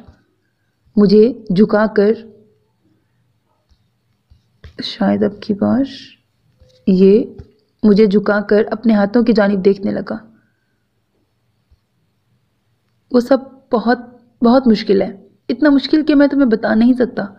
देखो उन्होंने मेरा क्या हाल कर दिया। देखो मेरा चेहरा, मेरी जानिब देखो नसरीन। हर ड्रामा मैं इस उम्मीद पे पकड़ता हूँ कि शायद अब की बार मुझे ये सब ना करना पड़े, लेकिन हर बार मायूसी होती है। हर बार माँ बहनों की गालियाँ, गंदे लतीफ़े और घटिया हरकतें। भट्टी साहब, आप खुद बताएं, हम ये सब क्यों करते हैं? ये लोग, ये नाम नहाद इज्जतदार लोग इन चीज़ों को एंजॉय करते हैं तो ताहिर मलिक जैसे लोग धड़ाधड़ ऐसी चीज़ें प्रोड्यूस कर रहे हैं। मेरा एक भाई है, उसकी सीडीज़ और डीवीडीज़ की दुकान है। वो बताता है कि स्टेज वाले मुजरों की सीडीज़ इतनी बिकती हैं कि बस केबल वाले खरीदते हैं और फिर जब दिल चाहता है लगा देते हैं। यह है हमारा माशरा भट्टी साहब। यहाँ चीनी महंगी मगर अय्याशी सस्ती है। लोग भीख मांग के गुजारा करते हैं मगर हर घर में केबल ज़रूर मौजूद है। मोबाइल टेक्नोलॉजी सस्ती है और आटा दालें महंगी। अल्लाह कसम, मैं ये नहीं कहता कि हम अच्छे लोग हैं, मगर वो लोग जो ये सब देखने आते हैं वो हमसे ज़्यादा गंदे हैं। भट्टी साहब, ये लोग अच्छे हो जाएं तो हम क्यों अपनी रूहों को जलील करें? धड़ाधड़ ड्रामे हो रहे हैं, रिकॉर्डिंग्स हो रही हैं, सिनेमा हाउसेस तेज़ी से थिएटर्स में तब्दील हो रहे हैं, प्रोड्यूसर्स अपनी टीमें लेके छोटे शहरों में जा रहे हैं, मुजरे प्लस लिच्चड़ बेहुदा गुफ्तगू से भरे तमाशे पेश किए जा रहे हैं। ये सब क्या है भट्टी साहब, और ये सब क्यों है? वो दोनों हुलिये से इंतहाई मुज़ीका खेस लग रहे थे, लेकिन वो दोनों एक दूसरे की जानिब देख के हंस भी नहीं रहे थे। उन्हें हंसी आ कैसे सकती थी? वो दोनों कुछ देर इसी तरह बैठे रहे। आज 2 ही शो थे, इसलिए दरमियान में काफ़ी वक्त था। अलमिया ये है भट्टी साहब कि अब हम अलमियों पे नहीं रोते बल्कि हंसते हैं। यकीन ना आए तो अपने आप का तमाशा बनाते हुए ज़रा गौर से हॉल में देख लीजिएगा। राना अकमल झुके कंधे लिए उसके पास से उठ गया। मुर्तज़ा ने उसे तसल्ली देने की कोई कोशिश नहीं की थी। वो जो कुछ कह गया था उसे उसके लफ्ज़ लफ्ज़ पे यकीन था। आज उस हॉल में उसका आखिरी शो था। उसके बाद 15 दिन तक वो फ्री था। 15 दिन में वो अपनी दुकान पर डट के लगाना चाहता था। उसका इरादा था कि ताहिर मलिक का कर्जा चुकाने के बाद वो दोबारा कभी इस जगह का रुख नहीं करेगा। इरादों में पुख्तगी हो تب بھی لازم نہیں کہ وہ پورے ہو جائیں، اور اگر ارادے فقط پختگی سے پورے ہوں تو پھر ان کے ٹوٹنے سے انسان خدا کو کیسے پہچانے؟ آخری شو معمول کے مطابق شروع ہوا تھا، ہر چیز ویسی ہی تھی جیسی ہو سکتی تھی۔ جب پہلا مجرا شروع ہوا تو وہ اسٹیج پہ پڑے صوفے پہ بیٹھ گیا۔ موٹی سی عورت خوب تھرک تھرک کے اپنے ہر عضو کی مدد سے سامنے بیٹھے شائقین کو لبھا رہی تھی۔ ایسے وقت میں مرتضیٰ ہال میں بیٹھے لوگوں کی جانب دیکھتا رہتا تھا۔ آج ہال میں عام دنوں سے زیادہ رش تھا کیونکہ آج اسٹوڈنٹس کچھ زیادہ ہی تھے۔ ایک منچلا گروپ زیادہ ہی ہلڑ بازی کر رہا تھا۔ مجرا پیش کرنے والی طوائف پر جو فقرے کسے جا رہے تھے وہ بھی اسی گروپ کی سمت سے آ رہے تھے۔ رقص ختم ہوا تو ہال میں تالیاں اور سیٹیاں ایک ساتھ بجی تھیں۔ اسی گروپ کی جانب سے کسی نے کوئی فقرہ کسا تھا۔ استغفر اللہ، مرتضیٰ نے دل ہی دل میں توبہ کی اور ناگواری کو دل میں دباتے ہوئے اس سمت میں دیکھا اور دیکھتا ہی رہ گیا۔ پہاڑ لرزے تھے، نہ زمین ہلی تھی، مگر زلزلہ آ گیا تھا، کیونکہ وہ جس کی جانب دیکھ رہا تھا اسے وہ بہت اچھی طرح سے پہچانتا تھا، اور وہ شخص میک اپ میں ہونے کی وجہ سے مرتضیٰ کو پہچان نہیں پایا تھا، لیکن جتنے غور سے وہ مرتضیٰ کو دیکھ رہا تھا اس سے پتہ چلتا تھا کہ پہچان کا یہ مرحلہ چند لمحوں بعد سر ہو جائے گا۔ اس نے اپنے بائیں پہلو میں بے چینی کی عجیب سی لہر محسوس کی۔ تم ہو بھٹی صاحب کی کاپی ہو، طاہر ملک نے اس کو سر سے لے کے پیر تک گھورتے ہوئے کہا۔ ارتضیٰ خاموشی سے اس کی نظروں سے خائف اسی کی جانب دیکھتا رہا۔ اسے فون کرنے پر اس نے فوراً روپے دینے کی حامی بھر لی تھی، اور اب ٹھیک 1 گھنٹے بعد ارتضیٰ اس کے سامنے بیٹھا تھا۔ اسے پہلے کبھی کسی نے یہ نہیں کہا تھا کہ وہ اپنے باپ سے مشابہت رکھتا ہے۔ اسے اپنے لمبے قد، کسرتی جسم اور گورے رنگ پہ فخر تھا، جبکہ اس کا باپ اس کے بالکل برعکس تھا۔ مجھے افسوس ہے ان کی وفات کا، وہ ہمارا سرمایہ تھے، وہ بہت کمال کے ایکٹر تھے، بہت ہی کمال کے۔ حافظہ بھی غضب کا تھا، سب سے آخر میں اسکرپٹ ان کو ملتا تھا اور سب سے پہلے یاد کر لیتے تھے۔ ان کی اداکاری پر حقیقت کا گمان ہوتا تھا۔ وہ ہونٹ بھینچ بھینچ کر تعزیت کی کوشش کر رہا تھا، جبکہ ارتضیٰ پہلو بدلنے میں مصروف تھا۔ اسے فقط کچھ رقم درکار تھی جو وہ اس شخص سے ادھار لینے کے لیے آیا تھا۔ گھر پر وہ صرف تایا مصطفیٰ کو بتا کے آیا تھا، جنہوں نے اسے جلدی واپس آنے کے لیے کہا تھا۔ اس نے کبھی اپنے باپ کی نصیحت برداشت نہیں کی تھی، مگر اب باپ کے مرنے کے بعد وہ ہر ایک کی نصیحت کو سننے بلکہ برداشت کرنے کی کوشش کر رہا تھا۔ جنازہ کتنے بجے ہے؟ طاہر ملک نے اس کی خاموشی سے اکتا کے پوچھا تھا۔ نماز عشاء کے بعد، 8:45 ہو جائیں گے۔ وہ حلق میں آیا تھوک نگل کے بولا۔ اسے پہلی بار زندگی میں ہر شے سے خوف محسوس ہو رہا تھا۔ دیکھو برخوردار، 5-7 ہزار سے کوئی فرق نہیں پڑتا۔ سال پہلے کی بات ہے، ہم یہاں ایک ڈرامہ کر رہے تھے تو وہی ایکٹر جس کی انٹری سٹیج پہ چل رہی تھی، اس کے ماں کے مرنے کی اطلاع آ گئی۔ ہم نے فوراً 10,000 کی رقم اپنے بندے کے ہاتھ شادری بھجوا دی اور ڈرامہ ختم ہوتے ہی اس ایکٹر کو اطلاع دی۔ بے حد مشکور ہوا۔ اگلا شو 3 گھنٹے بعد تھا۔ میں نے اسے بڑا زور لگایا کہ جا بچے، ماں کا جنازہ اٹھا آ، مگر آفرین ہے بھائی، میں کہتا ہوں آفرین ہے اس بچے پہ۔ کہنے لگا نہیں ملک صاحب، رقم پہنچ گئی، اب اپنی ذمہ داری پوری کر کے جاؤں گا۔ اگلا پورا شو اس نے اتنے حوصلے سے کیا کہ ہم سب حیران رہ گئے۔ مجال ہے جو اس نے آنسو ٹپکنے دیا ہو آنکھ سے۔ وہ تالیاں بجی کہ کسی کے لیے نہ بجی ہوں گی۔ اس کے علاوہ ہمارے پاس ایک بچی ہوا کرتی تھی، اب تو خیر کام نہیں کرتی، بوڑھی ہو گئی ہے۔ ایکٹنگ تو نہیں آتی تھی اسے، ملکہ رقص تھی۔ کیا ریما ناچتی ہوگی جیسا وہ ناچتی تھی؟ بڑے بڑے رئیس جیب خالی کر دیتے تھے۔ 6 ماہ پہلے کی بات ہے، وہ بھی سٹیج پر تھی، رقص شروع ہوا تھا ابھی۔ اس کا باپ بیک سٹیج بیٹھا پان کھا رہا تھا، دل کا دورہ پڑ گیا، اسپتال لے جانا پڑا۔ وہ وہاں رقص کرتی رہی، پیچھے باپ کا کلمہ شہادت پڑھنے والا وقت ہو گیا۔ اس بچی نے بھی ذمہ داری کا ثبوت دیا، ڈرامہ پورا کیا، پھر باپ کے جنازے میں گئی۔ سٹیج کی دنیا ہی ایسی ہے، بڑی ہمت چاہیے یہاں آنے کے لیے۔ وہ کون ہے اپنا شیخ زبیر؟ کیا خوبصورت بات کہتا ہے انگریزی میں۔ دنیا ایک سٹیج ہے بھائی، اور ہم سب اداکاری ہی تو کرتے ہیں۔ وہ شاید شیکسپیئر کو شیخ زبیر کہہ رہا تھا۔ شیخ زبیر بھی ایک بڑا آدمی تھا، تمہارا باپ بھی کسی سے کم نہیں تھا۔ موت بڑا چھوٹا نہیں دیکھتی، اسے تو آنا ہی ہوتا ہے۔ مرنا برحق ہے، اصول ہے نا، جو اس دنیا میں آیا وہ مر کر ہی جائے گا۔ سبھی ایک نہ ایک دن مر جاتے ہیں۔ ویسے بھٹی صاحب کو ہوا کیا تھا؟ اسے یکدم جیسے اصل بات یاد آ گئی۔ ہارٹ اٹیک، وہ सर झुका के बोला। उसको डर था कि कोई उसकी आंखों से उसके बाप की मौत की असल वजह न जान ले, किसी को पता न चल जाए कि हार्ट अटैक तो बहाना है, बस असल वजह तो वो खुद था। उनकी सेहत वैसे पहले से खराब रहने लगी थी, मगर ये हालात नहीं थे कि रातों रात कूच कर जाते। अभी 3:30 बजे तो मैं उनसे मिला था। गेटअप में थे। मैंने 1-2 मजाक कर दिए। लोग उन्हें हिजड़े के रोल में बहुत पसंद करते थे। उसी का गेटअप था। मेरी बातें सुन के खामोश रहते थे। पहले से काफ़ी कम गो हो गए थे, मगर स्टेज पर वो जुगते मारते थे कि हंस हंस के सारा ज़माना पेट पकड़ लेता था। उसे फिर असल मौजू भूल गया। इर्तिज़ा को बाप का गेटअप याद आया। उसे वो बातें याद आईं जो उसके और उसके बाप के दरमियान हुई थी। ताहिर साहब, मुझे ज़रा जल्दी है, मेरा काम ज़रा जल्दी कर दें प्लीज़। वो दरख्वास्त कर रहा था। बाप के चले जाने से उसे कैसे कैसे लोगों के आगे हाथ जोड़ने पड़ रहे थे। हम सब जल्दी में होते हैं बच्चे। खैर, नाम क्या है तुम्हारा? ताहिर मलिक के चेहरे के तासुरात बदले बदले से लग रहे थे। उसने अपना नाम बता दिया। मुझे घुमा फिरा के बात नहीं करनी आती। बरखुरदार, रुपए मैं दे देता हूँ, मगर भट्टी की मौत से मेरा जो नुकसान हुआ है उसे कौन पूरा करेगा? किसी न किसी को तो उसे पूरा करना ही है। वो टेबल की दराज से रुपए निकाल के उसके सामने रखते हुए कह रहा था। वो बहुत कुछ समझते हुए भी ना समझी के अंदाज में उसके चेहरे की जानिब देख रहा था। बसात हमेशा उलटती नहीं है, कभी कभी वो इंसान को उल्टा देती है। इर्तिज़ा भट्टी आज तक जिस ज़मीन पर मजबूती से कदम जमाए खड़ा था, वो उसके कदमों के नीचे से खींच ली गई थी। उसने ज़िंदगी में कभी कोई चोरी नहीं की थी, लेकिन वो अपने घर में ऐसे दाखिल हुआ था जैसे चोर दाखिल होते हैं। उसकी तवक्को के ऐन मुताबिक लाउंज की लाइट ऑन थी और इर्तिज़ा के बोलने की आवाज़ें आ रही थीं। उसने शायद गेट खुलने की आवाज़ सुन ली थी, तभी वो इस तरह से चिल्लाने लगा था। मुर्तज़ा ने लरजते हाथों से गेट बंद किया और बाएं पहलू में होने वाली बेचैनी को नज़रअंदाज करके धीरे धीरे कदम उठाता लॉन अबूर करने लगा। रात काफ़ी ज़्यादा गुजर चुकी थी, तभी चांद की जुलानी अरूज पर थी। रोशनी होते ही उसका सहर ख़त्म हो जाना था, इसलिए वो अपनी तमाम तर रोशनी उस लम्हे दुनिया पर निछावर कर देना चाहता था। हल्की हल्की हवा चल रही थी जिसमें रात की रानी की महक शामिल थी। इन सब चीज़ों के साथ इर्तिज़ा की आवाज़ भी थी जो उसके सुस्त कदमों को मज़ीद सुस्त कर रही थी।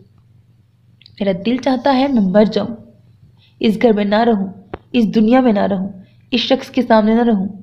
मुर्तज़ा ने लाउंज के जाली वाले दरवाजे से अंदर की जानिब देखा। तुम आराम से बैठ के मेरी बात क्यों नहीं सुन लेते? तुम्हारा बाप पहले ही बहुत परेशान है, खुदा के लिए उसे मज़ीद परेशान मत करना। मैं तुम्हें सब बता देती हूँ। नसरीन उसे ठंडा करने की कोशिश कर रही थी। वो पैदाइशी परेशान है, मैंने उन्हें कभी पुरसकून नहीं देखा।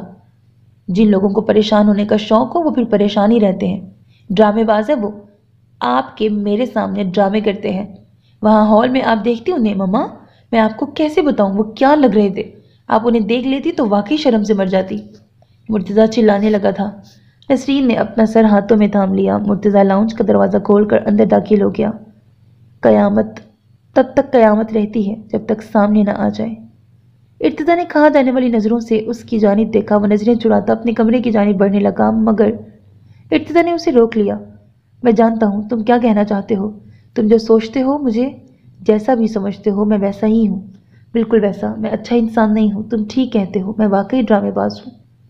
मैं बहुत थका हुआ हूँ, मुझे सो लेने दो। मुझे आज की रात सो लेने दो। मैं सुबह तुमसे तफसीली बात कर लूँगा। वो बहुत लजाजत भरे लहजे में बोला था। इर्तिज़ा को पतंगे लग गए। तुम वाकई अच्छे इंसान नहीं हो, तुम एक नफ्सियाती केस हो। ऐसा करने से न जाने तुम्हारी कौन सी हिस्स को तस्कीन मिलती है। मम्मा, आप इस शख्स की डिटाई देखिए, कितने आराम से एतराफ़ कर लिया कि मैं एक ड्रामेबाज हूँ। ये हमारे सामने हमेशा मासूम बन जाता है। गलत काम करोगे तो थकन होगी। उसका अंदाज़े तखातुब इस कदर बदला हुआ था कि नसरीन को टोकना पड़ा। अपने बाप से इस लहजे में बात मत करो इर्तिज़ा। नहीं है ये मेरा बाप। बाप ऐसे नहीं होते जिन्हें अपनी इज्जत का ख्याल हो, ना औलाद की इज्जत का। इन्होंने मुझे हमेशा जलील करवाया है, हमेशा। इनकी वजह से मैं लोगों से मिलने से कतराता रहा हूँ कि कहीं कोई ये ना पूछ ले कि मेरा बाप क्या करता है। अच्छा भला मैं मुतमईदा के दुकानदारी में लग गए हैं, मगर जिनके दिमाग खराब हो जाए उन्हें इज्जत रास नहीं आती। ये कैसी इज्जत के मुस्तहिक नहीं है, ये किसी इज्जत के मुस्तहिक नहीं है। मुर्तज़ा ने यकदम सर उठाकर उसकी जानिब देखा, फिर वो नसरीन को देखने लगा। इससे पूछो ये वहाँ क्या कर रहा था। उसने गहरा सांस लेते हुए नसरीन से कहा, मैं वहाँ तुम्हारा जनाजा पढ़ रहा था। यही सुनना चाहते थे ना? میرا دل چاہتا ہے میں مر جاؤں یا تم مر جاؤ تاکہ ہم دوبارہ کبھی ایک دوسرے کی شکل نہ دیکھ سکیں، کبھی بھی نہیں۔ وہ اب بھی چلا کے بولا تھا۔ مرتضیٰ نے مدد طلب نظروں سے نسرین کی جانب دیکھا۔ مجھ سے پوچھو یہ وہاں کیا کر رہا تھا؟ یہ وہاں پیسے کما رہا تھا، اس لیے نہیں کہ اسے پیسہ اپنے لیے چاہیے، بلکہ اس لیے کہ وہ تمہاری کسی بات کو رد کرنے کی ہمت نہیں رکھتا۔ تمہارے لیے پیسہ بنا رہا تھا وہ وہاں۔ بھٹی صاحب پیسے کے لیے یہ سب نہیں کرتے، کوئی پیسے کے لیے اس غلاظت میں نہیں اتر سکتا، کوئی پیسے کے لیے یہ گھٹیا کام نہیں کر سکتا، کوئی پیسے کے لیے اپنا تماشا نہیں بنوا سکتا ہے۔ اولاد کی خاطر انسان بہت کچھ بنوا سکتا ہے۔ میں تمہاری خاطر اپنی کال کی جوتیاں بنوا سکتا ہوں۔ مرتضیٰ کسی کی جانب دیکھے بغیر بولا تھا۔ یہ دیکھیں، ارتضیٰ نے آگے ہو کے اس کی جانب ہاتھ جوڑے۔ یہ میرے ہاتھ جڑے ہیں، دیکھ لیں، اور معاف کر دیں مجھے، میری خاطر کچھ نہیں کیا آپ نے۔ میرے دوست مجھے وہاں زبردستی نہ لے جاتے تو شاید مجھے کبھی آپ کے کرتوتوں کا پتہ نہ چلتا۔ میرا ایک ایڈونچر آپ کی ذات کو میرے سامنے بالکل عیاں کر گیا ہے۔ آپ چلے جائیں میرے سامنے سے۔ مرتضیٰ نے ایک بار پھر سر اٹھا کے اس کی جانب دیکھا تھا اور پھر دیکھتا ہی رہا۔ وہ اس کی اولاد تھا، اس کا بیٹا، جسے پانے کی خاطر وہ رو رو کر دعائیں مانگتا تھا۔ وہی بیٹا آج اتنا بڑا ہو چکا تھا کہ اسے بات کرنے کی تمیز بھی نہیں رہی تھی۔ مرتضیٰ گھٹنوں پہ ہاتھ رکھ کے اٹھا اور پھر کسی کی جانب دیکھے بغیر کمرے سے نکل گیا۔ بیڈ روم میں داخل ہوتے ہی اس کی سب سے پہلی نظر دیوار پر لگی سورہ رحمان کی آیت پہ پڑی تھی۔ تم اپنے رب کی کون کون سی نعمت کو جھٹلاؤ گے؟ یہ فریمڈ آیت اسے سعدی نے دی تھی۔ ان دنوں وہ ٹی وی کا مشہور اداکار ہوا کرتا تھا۔ اس کے یہاں اولاد نہیں تھی جبکہ سعدی کی شادی ہو چکی تھی اور وہ 2 جڑواں بیٹوں کا باپ تھا۔ سعدی نے کہا تھا کہ اس کو بیڈ روم میں لگا دو اور بھابھی سے کہنا صبح و شام اس آیت کی تسبیح کیا کریں، اور صبح و شام کی اس تسبیح نے اسے ارتضیٰ انعام کی صورت دیا تھا۔ تمہارا بیٹا بہت پیارا ہے، شکر ہے تم پہ نہیں گیا۔ خدا را اس کے منہ پر انکل سعدی نہ چڑھا دینا۔ یار کوئی تو ہو جو مجھے میرے صحیح نام سے پکارے۔ بھائیوں کے بچے مجھے چاچو سعدی یا ماموں سعدی کہتے ہیں، یہ مجھے انکل صدیق کہے گا۔ سعدی جب ارتضیٰ کو دیکھنے آیا تو اس نے اسے گود میں لے کے کہا تھا، وہی ارتضیٰ جو گود میں بیٹھ کر معصومیت سے اسے بابا کہہ کر بلاتا تھا، آج اسے اس طرح مخاطب کر رہا تھا جیسے وہ گلی کا کتا ہو۔ وہ اپنے بیڈ روم میں داخل ہو کر دھیرے سے چلتا بیڈ پہ بیٹھ گیا۔ اس کے ذہن میں ارتضیٰ کے فکرے گونج رہے تھے اور آنکھوں کے سامنے اس کا شعلے اگلتا چہرہ۔ چند لمحوں بعد وہ بستر پہ لیٹ گیا۔ اسے اپنا سانس بہت تیز چلتا ہوا محسوس ہو رہا تھا۔ اس کے بائیں پہلو میں ہونے والی بے چینی درد میں تبدیل ہو رہی تھی۔ اسے یہ درد بہت معمولی محسوس ہوتے تھے۔ اس نے دایاں ہاتھ بائیں جانب سینے پہ رکھ کے بہت آہستگی سے بہت نرمی سے سہلایا تھا۔ اسی دم نسرین کمرے میں داخل ہوئی تھی۔ اس نے ایک نظر دیکھنے کے بعد دوبارہ اس کی جانب نہیں دیکھا تھا۔ نسرین دھیرے دھیرے چلتی بیڈ کے قریب فرش پہ بیٹھ گئی، پھر اس نے اپنا سر مرتضیٰ کے قدموں میں رکھ دیا۔ اس کی سسکیوں کی آوازیں کمرے میں گونجنے لگی تھیں۔ نسرین مجھے ایسے ذلیل مت کرو، اس نے بہت دھیمی آواز میں کہا۔ اس میں اتنی سکت نہیں تھی کہ وہ اپنے پاؤں نسرین کے شکنجے سے چھڑا سکتا۔ میری تربیت میں کہاں کمی رہ گئی تھی مجھے نہیں پتا، میں نے کہاں غلطی کی، آپ مجھے معاف کر دیں مرتضیٰ۔ وہ سسک رہی تھی۔ نسرین الماری سے ارتضیٰ کے بچپن کی تصویروں والا البم نکال لو۔ اس نے شریک حیات کی بات کا جواب دیے بغیر التجائیہ لہجے میں فرمائش کی تھی، آپ ان تصویروں کو بھول جائیں، میں صبح ہی وہ سب تصویریں جلا دوں گی۔ جب زندہ انسان اپنے نہ رہیں تو تصویروں کو اپنائے رکھنا بیکار ہے، پلیز میں ان تصویروں کو دیکھنا چاہتا ہوں۔ اس کے لہجے میں التجائیہ عنصر بڑھ رہا تھا۔ کچھ دیر نسرین اس کی جانب دیکھتی رہی، پھر وہ اٹھ کے الماری کی جانب بڑھ گئی۔ تصویروں والا ایک البم نہیں تھا بلکہ ارتضیٰ کی بے شمار تصاویر تھیں۔ مرتضیٰ کو ہر اہم موقع پر اس کی لاتعداد تصاویر اتارنے کا شوق تھا۔ البم کھول کر وہ بہت آہستگی سے تصاویر دیکھنے لگا۔ وہ ہر تصویر دیکھتا اور پھر ارتضیٰ کی تصاویر پہ ہاتھ پھیرنے لگتا۔ اس کا انداز بے حد میکانکی تھا۔ نسرین نے حیرانی سے اس کی جانب دیکھا۔ آپ کی طبیعت ٹھیک ہے؟ اس نے بغور مرتضیٰ کی آنکھوں میں جھانک کے پوچھا تھا۔ مرتضیٰ اس تصویر پہ ہاتھ پھیر رہا تھا جب ارتضیٰ نے اسکول جانا شروع کیا تھا۔ نسرین کے سوال پر اس نے نظروں کا زاویہ بدل کے اس کی جانب دیکھا۔ اس کے چہرے پر بہت میٹھی سی مسکراہٹ تھی۔ میرا بیٹا، یہ میرا بیٹا ہے، ارتضیٰ بھٹی۔ وہ تصویر کی جانب انگلی سے اشارہ کر کے بولا تھا۔ نسرین اس کے بالکل قریب ہو کے بیٹھ گئی۔ اس کے دل میں عجیب عجیب سے خیالات آنے لگے تھے۔ وہ دونوں کافی دیر تک اسی طرح بیٹھے رہے۔ مرتضیٰ تصویروں کو اور نسرین مرتضیٰ کی جانب دیکھتی رہی۔ مرتضیٰ ایک کے بعد ایک البم کھولتا جا رہا تھا۔ دور کہیں مرغ کی بانگ دینے کی آوازیں آنے لگی تھیں۔ نسرین نے اکتا کر وہ ساری البمز مرتضیٰ کے آگے سے ہٹا لیں۔ وہ چاہتی تھی مرتضیٰ جی بھر کر دل کی بھڑاس نکال لے، مگر وہ منہ سے کچھ بول نہیں رہا تھا۔ ابھی میرے پاس رہنے دو انہیں پلیز، وہ ایک البم کو سینے سے لگا کے بولا تھا۔ نسرین بے ساختہ رو پڑی۔ اسے روتا دیکھ کے مرتضیٰ نے فوراً البم چھوڑ دی۔ نسرین نے وہ البم اٹھا کے دور پھینک دی۔ نسرین، مجھے سلا دو، مجھے نیند نہیں آتی، مجھے تھوڑی دیر کے لیے سلا دو۔ اس کے انداز بالکل بچکانہ تھے۔ نسرین محبت سے آگے بڑھی۔ مرتضیٰ نے اپنا سر اس کے زانوں پہ رکھ دیا۔ وہ بہت پیار سے اس کے بالوں میں انگلیاں چلانے لگی۔ ہر عورت بالآخر صرف ماں ہو جاتی ہے۔ اسے لگ رہا تھا مرتضیٰ چھوٹا سا بچہ ہے جسے وہ لوری دے رہی ہے۔ مرتضیٰ نے آنکھیں بند کر لیں۔ اس کے چہرے پہ دھیرے دھیرے سکون پھیل رہا تھا۔ جب نسرین کو لگا کہ وہ سو چکا ہے تو اس نے بہت آہستگی سے جھک کر اس کے ماتھے کو چوما تھا۔ اس کی سکن میں باسی میک اپ کی مہک تھی۔ مرتضیٰ نے یکدم آنکھیں کھولی۔ نسرین، تم بہت اچھی ہو، بہت اچھی۔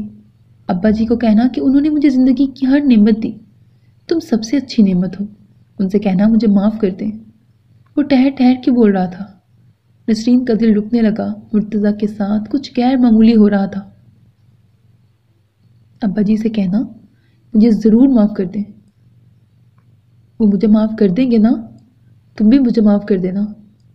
اس کی آواز رک رہی تھی۔ مرتضیٰ، آپ کی طبیعت ٹھیک ہے نا؟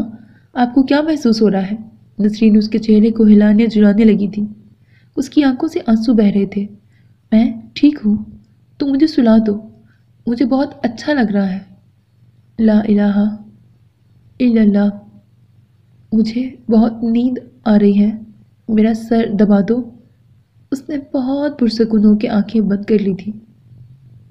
نسرین نے آہستگی سے اس کا سر اپنے زانوں سے تکیے پہ منتقل کیا اور باہر کی جانب بھاگی۔ اس نے سب سے پہلے ارتضیٰ کے کمرے کا دروازہ کھٹکھٹایا تھا۔ دفع ہو جاؤ سب یہاں سے، مجھے آپ لوگوں کی ضرورت نہیں ہے، وہ بند دروازے کے پیچھے سے چلا کے بولا تھا۔ نسرین پچھلے جانب بنے کمروں کی طرف بھاگی تھی۔ اکبر کا کمرہ اسی طرف تھا۔ اکبر کو لے کر جب وہ اپنے بیڈ روم میں آئی تھی تو تب سب ختم ہو چکا تھا۔ مرتضیٰ ابدی نیند سو چکا تھا۔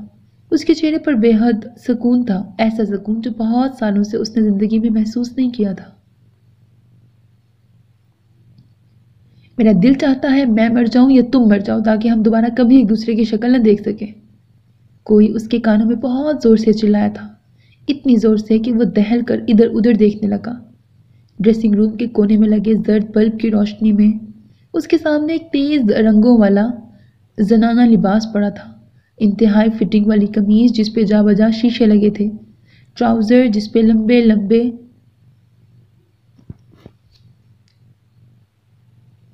پتہ نہیں کیا تھے، اور رسی نما دوپٹہ۔ یہ تھا وہ لباس جو اسے پہننا تھا۔ قمیض کے ننھے شیشوں میں اسے اپنا عکس نظر آ رہا تھا۔ اسے پہلی بار اپنے خوبصورت چہرے سے بے انتہا نفرت محسوس ہوئی۔ وہ اس چہرے کے عشق میں مبتلا تھا۔ یہ عشق ایسے ہی ختم ہوا تھا جیسے ریت ہتھیلی میں سے پھسل جاتی ہے۔ اس کی آنکھ سے ایک آنسو گرا تھا۔ ہر آنکھ جب زچگی کے عمل سے گزر کر آنسو پیدا کرتی ہے تو تکلیف سہتی ہے، اور جو آنکھ پہلی دفعہ زچگی کے عمل سے گزرے اس کی تکلیف حد سے زیادہ ہوتی ہے۔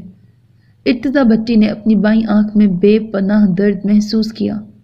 اس کے دل میں پہلی بار یہ خواہش جاگی کہ وہ اپنے باپ کو ایک لمحے کے لیے زندہ سلامت اپنے سامنے دیکھ سکتا، اسے دیکھ سکتا اور اس کے لمس کو محسوس کر سکتا۔ طاہر ملک نے پیسے دینے کی جو شرط رکھی تھی وہ اس کے لیے ناقابل قبول تھی، لیکن مجبوری یہ تھی کہ وہ کہیں اور سے پیسے لا نہیں سکتا تھا۔ اسے سمجھ میں آ گیا تھا کہ مجبوری آخر کس چڑیا کا نام ہوتا ہے۔ اسے پتہ چل گیا تھا کہ جب مجبوری آپ کو گلے لگاتی ہے تو کیسا محسوس ہوتا ہے۔ آج اسے پہلی مرتبہ زندگی نے لڈو کا دانہ بنا کر کھیل کا آغاز کیا تھا، اور وہ آغاز میں ہی ادھموا ہوا جا رہا تھا۔ وہ اپنے باپ کے مرنے پر صرف روپے کا ہی انتظام کر پایا تھا، اور یہی اس کے لیے سب سے زیادہ مشکل کام ثابت ہوا تھا۔ روپے اکبر کو دیکھ کر وہ تھیٹر ہال میں چلا آیا تھا، کیونکہ اسے ایسا ہی کرنے کے لیے کہا گیا تھا۔ تمہارا باپ آپا کبرا کا رول کر رہا تھا۔ رول تو تمہارا بھی وہی ہوگا، مگر تم ڈائلاگز مت یاد کرو۔ میں تمہارا دکھ سمجھ سکتا ہوں، تم بس سٹیج پر ادھر ادھر چھلانگے مارتے پھرنا۔ پہلے دن یہی کافی ہے۔ ڈائریکٹر نے طاہر ملک کی ہدایات کے مطابق اسے اس کا کردار سمجھایا تھا، جبکہ وہ اس کی باتیں نہیں سن رہا تھا۔ وہ مسلسل گھڑی کی جانب دیکھتا رہا تھا۔ 12:15۔ اب بابا کو نہلا کے کفن پہنا چکے ہوں گے۔ مما اب رو نہیں رہی ہوں گی، مگر ان کی سوجی ہوئی آنکھیں بابا پر جمی ہوں گی۔ بڑے ابا جی بریکٹ دادا کو تو اطلاع ہی نہیں دی۔ جب میت میاں والی پہنچے گی تو انہیں پتہ لگے گا وہ کتنا دکھی ہوں گے۔ وہ ذہن میں ان تمام مناظر کو لانے کی کوشش کر رہا تھا۔ حیرت انگیز بات یہ تھی کہ آج اسے تمام رشتے ان کے اصلی ناموں کے ساتھ یاد آ رہے تھے، حالانکہ وہ ہمیشہ ان رشتوں کو حقارت سے ہی مخاطب کرتا رہا تھا۔ اس کا غرور، اس کا تنتنا آج سب ختم ہو چکا تھا۔ اس کے کندھے جھکے ہوئے تھے اور چہرے پہ مسکینی سی بے چار کی تھی۔ تم وہ بہو بھٹی صاحب کی کاپی ہو، طاہر ملک نے اسے دیکھتے ہی کہا تھا۔ قمیص کے شیشوں میں اس کا عکس اس کا تو نہیں تھا، وہ واقعی بھٹی صاحب کی کاپی تھا۔ زندگی کا کوئی ری پلے نہیں ہوتا، لیکن انسان کا ری پلے اس کی اولاد کی صورت میں ہو سکتا ہے۔ غلام مرتضیٰ بھٹی کا ری پلے ارتضیٰ بھٹی، جو ہمیشہ اپنے باپ کو نفرت کی نگاہ سے دیکھتا رہا تھا، آج اس زرد روشنی اٹے ڈریسنگ روم میں واقعی آج اپنے باپ کی کاربن کاپی لگ رہا تھا۔ چھوٹے بھٹی صاحب جلدی کرو، ہماری باری بھی آنی ہے جناب، جلدی باہر آؤ، کسی نے ڈریسنگ روم کا دروازہ کھٹکھٹا کے کہا تھا۔ وہ ذرا بھی نہیں چونکا تھا۔ اس نے رخ موڑ کر ڈریسنگ روم کے دروازے کی جانب دیکھا۔ ایک وقت آیا تھا کہ اس کے باپ نے بھی چونکنا چھوڑ دیا تھا۔ اب بابا کو گاڑی میں لٹا رہے ہوں گے، مما ان کے ساتھ ہوں گی۔ مما ہمیشہ ان کے ساتھ رہتی تھی۔ تایا مصطفیٰ اور ماموں عنایت اللہ بھی اسی گاڑی میں مما کے ساتھ بیٹھے ہوں گے۔ مما بار بار تابوت کے اوپر لگے گلاس کیس میں سے بابا کے چہرے کی جانب دیکھ رہی ہوں گی۔ وہ تصویر کی آنکھ سے سب دیکھنے کی کوشش کر رہا تھا۔ اس نے کبھی زندگی میں اپنے باپ کا ساتھ نہیں دیا تھا، لیکن آج اس کا دل چاہ رہا تھا کہ وہ اپنے باپ کے آخری سفر میں قبر تک اس کا ساتھ دے پاتا۔ دروازہ ایک بار پھر زور سے بجایا گیا تھا۔ اس نے قمیض اٹھا کے ہاتھ میں پکڑ لی، اسے وہ کپڑے پہننے ہی تھے۔ ہمت کر کے اس نے ان کپڑوں کو اپنے جسم پہ سجانا شروع کیا تھا۔ اس کی آنکھوں سے اب لگاتار آنسو گر رہے تھے، ایک کے بعد ایک۔ اسے اپنے باپ کی باتیں یاد آ رہی تھیں، وہ محبت، وہ شفقت جو وہ اس پہ لٹاتا تھا، اور وہ بدتمیزی جو بدلے میں وہ اپنے باپ کے ساتھ کرتا تھا۔ بچپن سے لے کے اب تک وہ بوسے جو اس کے باپ نے اس کی پیشانی پہ دیے تھے، اور وہ جھنجھلاہٹیں جو وہ اپنے باپ کو دیتا تھا، اس کی نظروں کے سامنے اپنے باپ کا چہرہ آ گیا۔ اس کی جھنجھلاہٹ، بدتمیزی اور کسی سخت جملے پہ اس کی آنکھوں میں جو عجیب سی بے چارگی آ جاتی تھی، ارتضیٰ کو وہی بے چارگی یاد آ گئی۔ وہ ڈریسنگ روم سے فوراً نکل آیا۔ وہ وہیں کھڑا رہتا تو شاید مر جاتا۔ وہ اس وقت اپنے آپ کو اتنا دکھی محسوس کر رہا تھا کہ اس نے اپنے حلیے کی بھی پرواہ نہیں کی۔ قمیض جو بے حد تنگ تھی، اس کے کسرتی جسم کے ساتھ چپک کر وہ بے حد مضحکہ خیز لگ رہی تھی۔ ٹراؤزر کی سلٹ میں سے اس کی پنڈلیاں نمایاں ہو رہی تھیں۔ سونے ہو، زپتے بند کر لو، کسی کی زنانہ آواز آئی تھی، اور پھر ایک ہاتھ اس کی پشت پر دھیرے دھیرے چلنے لگا تھا جب تک زپ نہیں بند ہوئی تھی۔ وہ سانس روکے کھڑا رہا تھا۔ زپ بند ہونے کے ساتھ ہی ایک بے ہنگم قہقہہ ابھرا تھا۔ اپنے باپ کے جیسا شرمیلا ہے۔ اس نے مڑ کر ان کی جانب نہیں دیکھا تھا۔ وہ جو کوئی بھی تھیں بے حد عجیب و غریب تھیں۔ ڈریسنگ روم سے باہر نکلتے وقت وہ ان پر ایک نظر ڈال چکا تھا۔ حیرت انگیز بات یہ تھی کہ جب کل وہ انہی عورتوں کو اسٹیج پر رقص کرتے اور بیہودہ مذاق کرتے دیکھتا رہا تھا، تب وہ اسے عجیب و غریب نہیں لگی تھی، تب اسے انہیں دیکھنے میں بہت مزہ آ رہا تھا۔ میک اپ کروا لو چھوٹے بھٹی صاحب، کسی جانب سے آواز آئی تھی۔ وہ فوراً اس کیبن کی جانب چلا گیا تھا۔ وہاں ایک عورت بیٹھی پہلے سے میک اپ کروا رہی تھی۔ یہ بھٹی صاحب کا بیٹا ہے؟ اس نے میک اپ مین سے پوچھا تھا۔ اس کی مردانہ آواز سن کے ارتضیٰ کو اندازہ ہوا کہ وہ مرد ہے۔ آپ ادھر بیٹھ جاؤ، ایک شخص نے اسے کرسی دی۔ وہ جھجکتے ہوئے اس پہ بیٹھ گیا تھا۔ سامنے لگے شیشے میں اب اسے اپنا مکمل عکس نظر آ رہا تھا۔ اس کی دونوں جانب دو لوگ میک اپ کروا رہے تھے۔ ان میں سے ایک کو وہ عورت سمجھ رہا تھا جبکہ وہ مرد تھا، جبکہ دوسری جانب ایک عورت تھی جس نے ابھی تک ایک جملہ بھی نہیں بولا تھا، جسے یہ اندازہ نہیں ہو رہا تھا کہ وہ واقعی عورت ہے یا مرد۔ میک اپ مین نے اس کے چہرے کا بغور جائزہ لیا تھا، پھر مختلف چیزوں کو اس کے چہرے پہ پھیلانا شروع کر دیا تھا۔ وہ لڑکا کافی تیزی سے ہاتھ چلا رہا تھا۔ اسی دوران کمرے میں بیٹھے عورت نما مرد نے اپنے ڈائلاگز دہرانے شروع کر دیے۔ ان ڈائلاگز کو سن کر ارتضیٰ شرم سے پانی پانی ہوا جا رہا تھا۔ جب وہ کل ہال میں بیٹھا یہ سن رہا تھا تب اسے یہ سب ایڈونچر لگ رہا تھا، اور اب جب اسے سب کے سامنے یہ پرفارم کرنا تھا تو اسے شرم آ رہی تھی۔ اس کو پوچھو یہ وہاں کیا کر رہا تھا۔ اس کے کانوں میں اپنے باپ کا کہا گیا جملہ نہ جانے کہاں سے بنا دستک دیے چلا آیا تھا اور دل ایک بار پھر پاتال میں گرنے لگا۔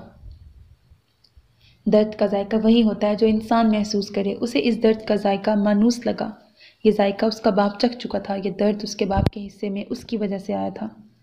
تمہیں شرم آنی چاہیے یہ سب کرتے ہوئے۔ تم ایک نفسیاتی کیس ہو۔ تمہارا مسئلہ کیا ہے آخر؟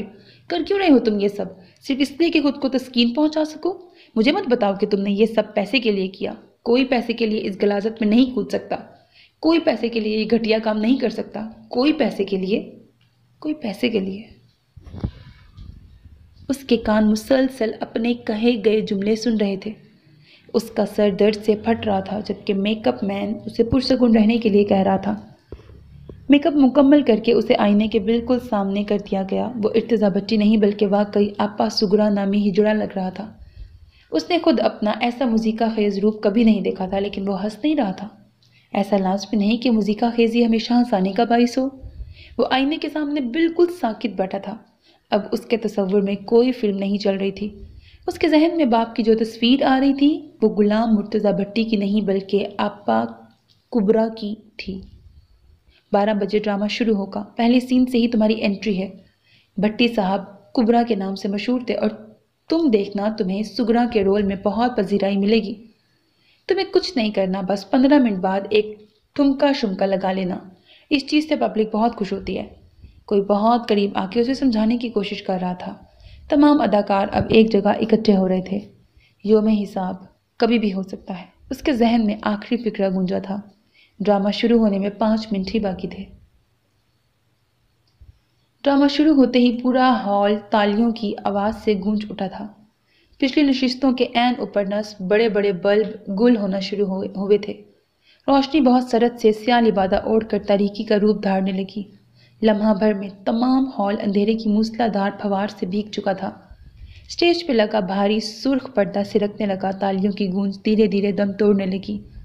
لوگ ہال میں موجود کرسیوں پہ بیٹھے پردے کے ہٹ جانے کے منتظر تھے۔ سارا ہال انسانی سروں سے بھرا نظر آ رہا تھا اور ایسے میں کسی نے اپنی بھوری آنکھوں سے ان انسانی سروں پہ نظر ڈالی۔ کل وہ بھی انہی کے درمیان تھا، آج وہ ان کے سامنے آ کھڑا ہوا تھا۔ شرمندگی، ملال، پشیمانی، ذلت، گندگی، مجبوری، تعصب، روپے، بھوک، نفس، پچھتاوا، دکھ، مایوسی اور توبہ۔ سگرا آپا کے ذہن میں لفظ گونج رہے تھے۔ احساس نہیں، احساس مر چکا تھا۔ بھوری آنکھوں والا وہ لڑکا جس نے لڑکیوں کے جیسے کپڑے پہنے ہوئے تھے، جس کے چہرے پہ سرخ رنگ کا میک اپ تھا، یکدم سٹیج پر گر گیا، ایسے جیسے سجدے میں گرتے ہیں۔ وہ دھاڑے مار مار کے رونے لگا۔ کلمہ شہادت، کلمہ شہادت، کلمہ شہادت، وہ روتے روتے چلا رہا تھا۔ سارے ہال میں تالیاں بجنے لگیں اور سیٹیوں کی آوازیں آنے لگیں۔ آپا سگرا کی پہلی انٹری لاجواب تھی۔ اس طرح یہ کہانی وہاں ختم ہوئی جہاں ڈرامہ شروع ہوا تھا۔ ختم شد۔ So میرے عزیز listeners, this was the end of the novel مرگ برگ by تنزیلہ ریاض۔ اسٹارٹ میں نے اس کو ایک فنی سا ناول سمجھ کے کیا تھا، لیکن اس کو پڑھتے پڑھتے مجھے پتہ لگا کہ یہ کتنا سیریس، کتنا مورل لیسن اور کتنا ہارٹ ٹچنگ ناول تھا۔ تو یس، مجھے پسند آیا اور بہت اچھا ناول ہے۔ اگر انسان سمجھے تو کس قدر ریالٹی ٹچ کے ساتھ یہ ناول لکھا گیا تھا۔ امید ہے آپ نے اس کو، جو اس میں سبق تھا، جو مورل لیسن تھا، وہ ضرور اس سے سبق حاصل کیا ہوگا۔ اپنا بہت خیال رکھیے گا، نیک تمناؤں کے ساتھ۔ اللہ حافظ۔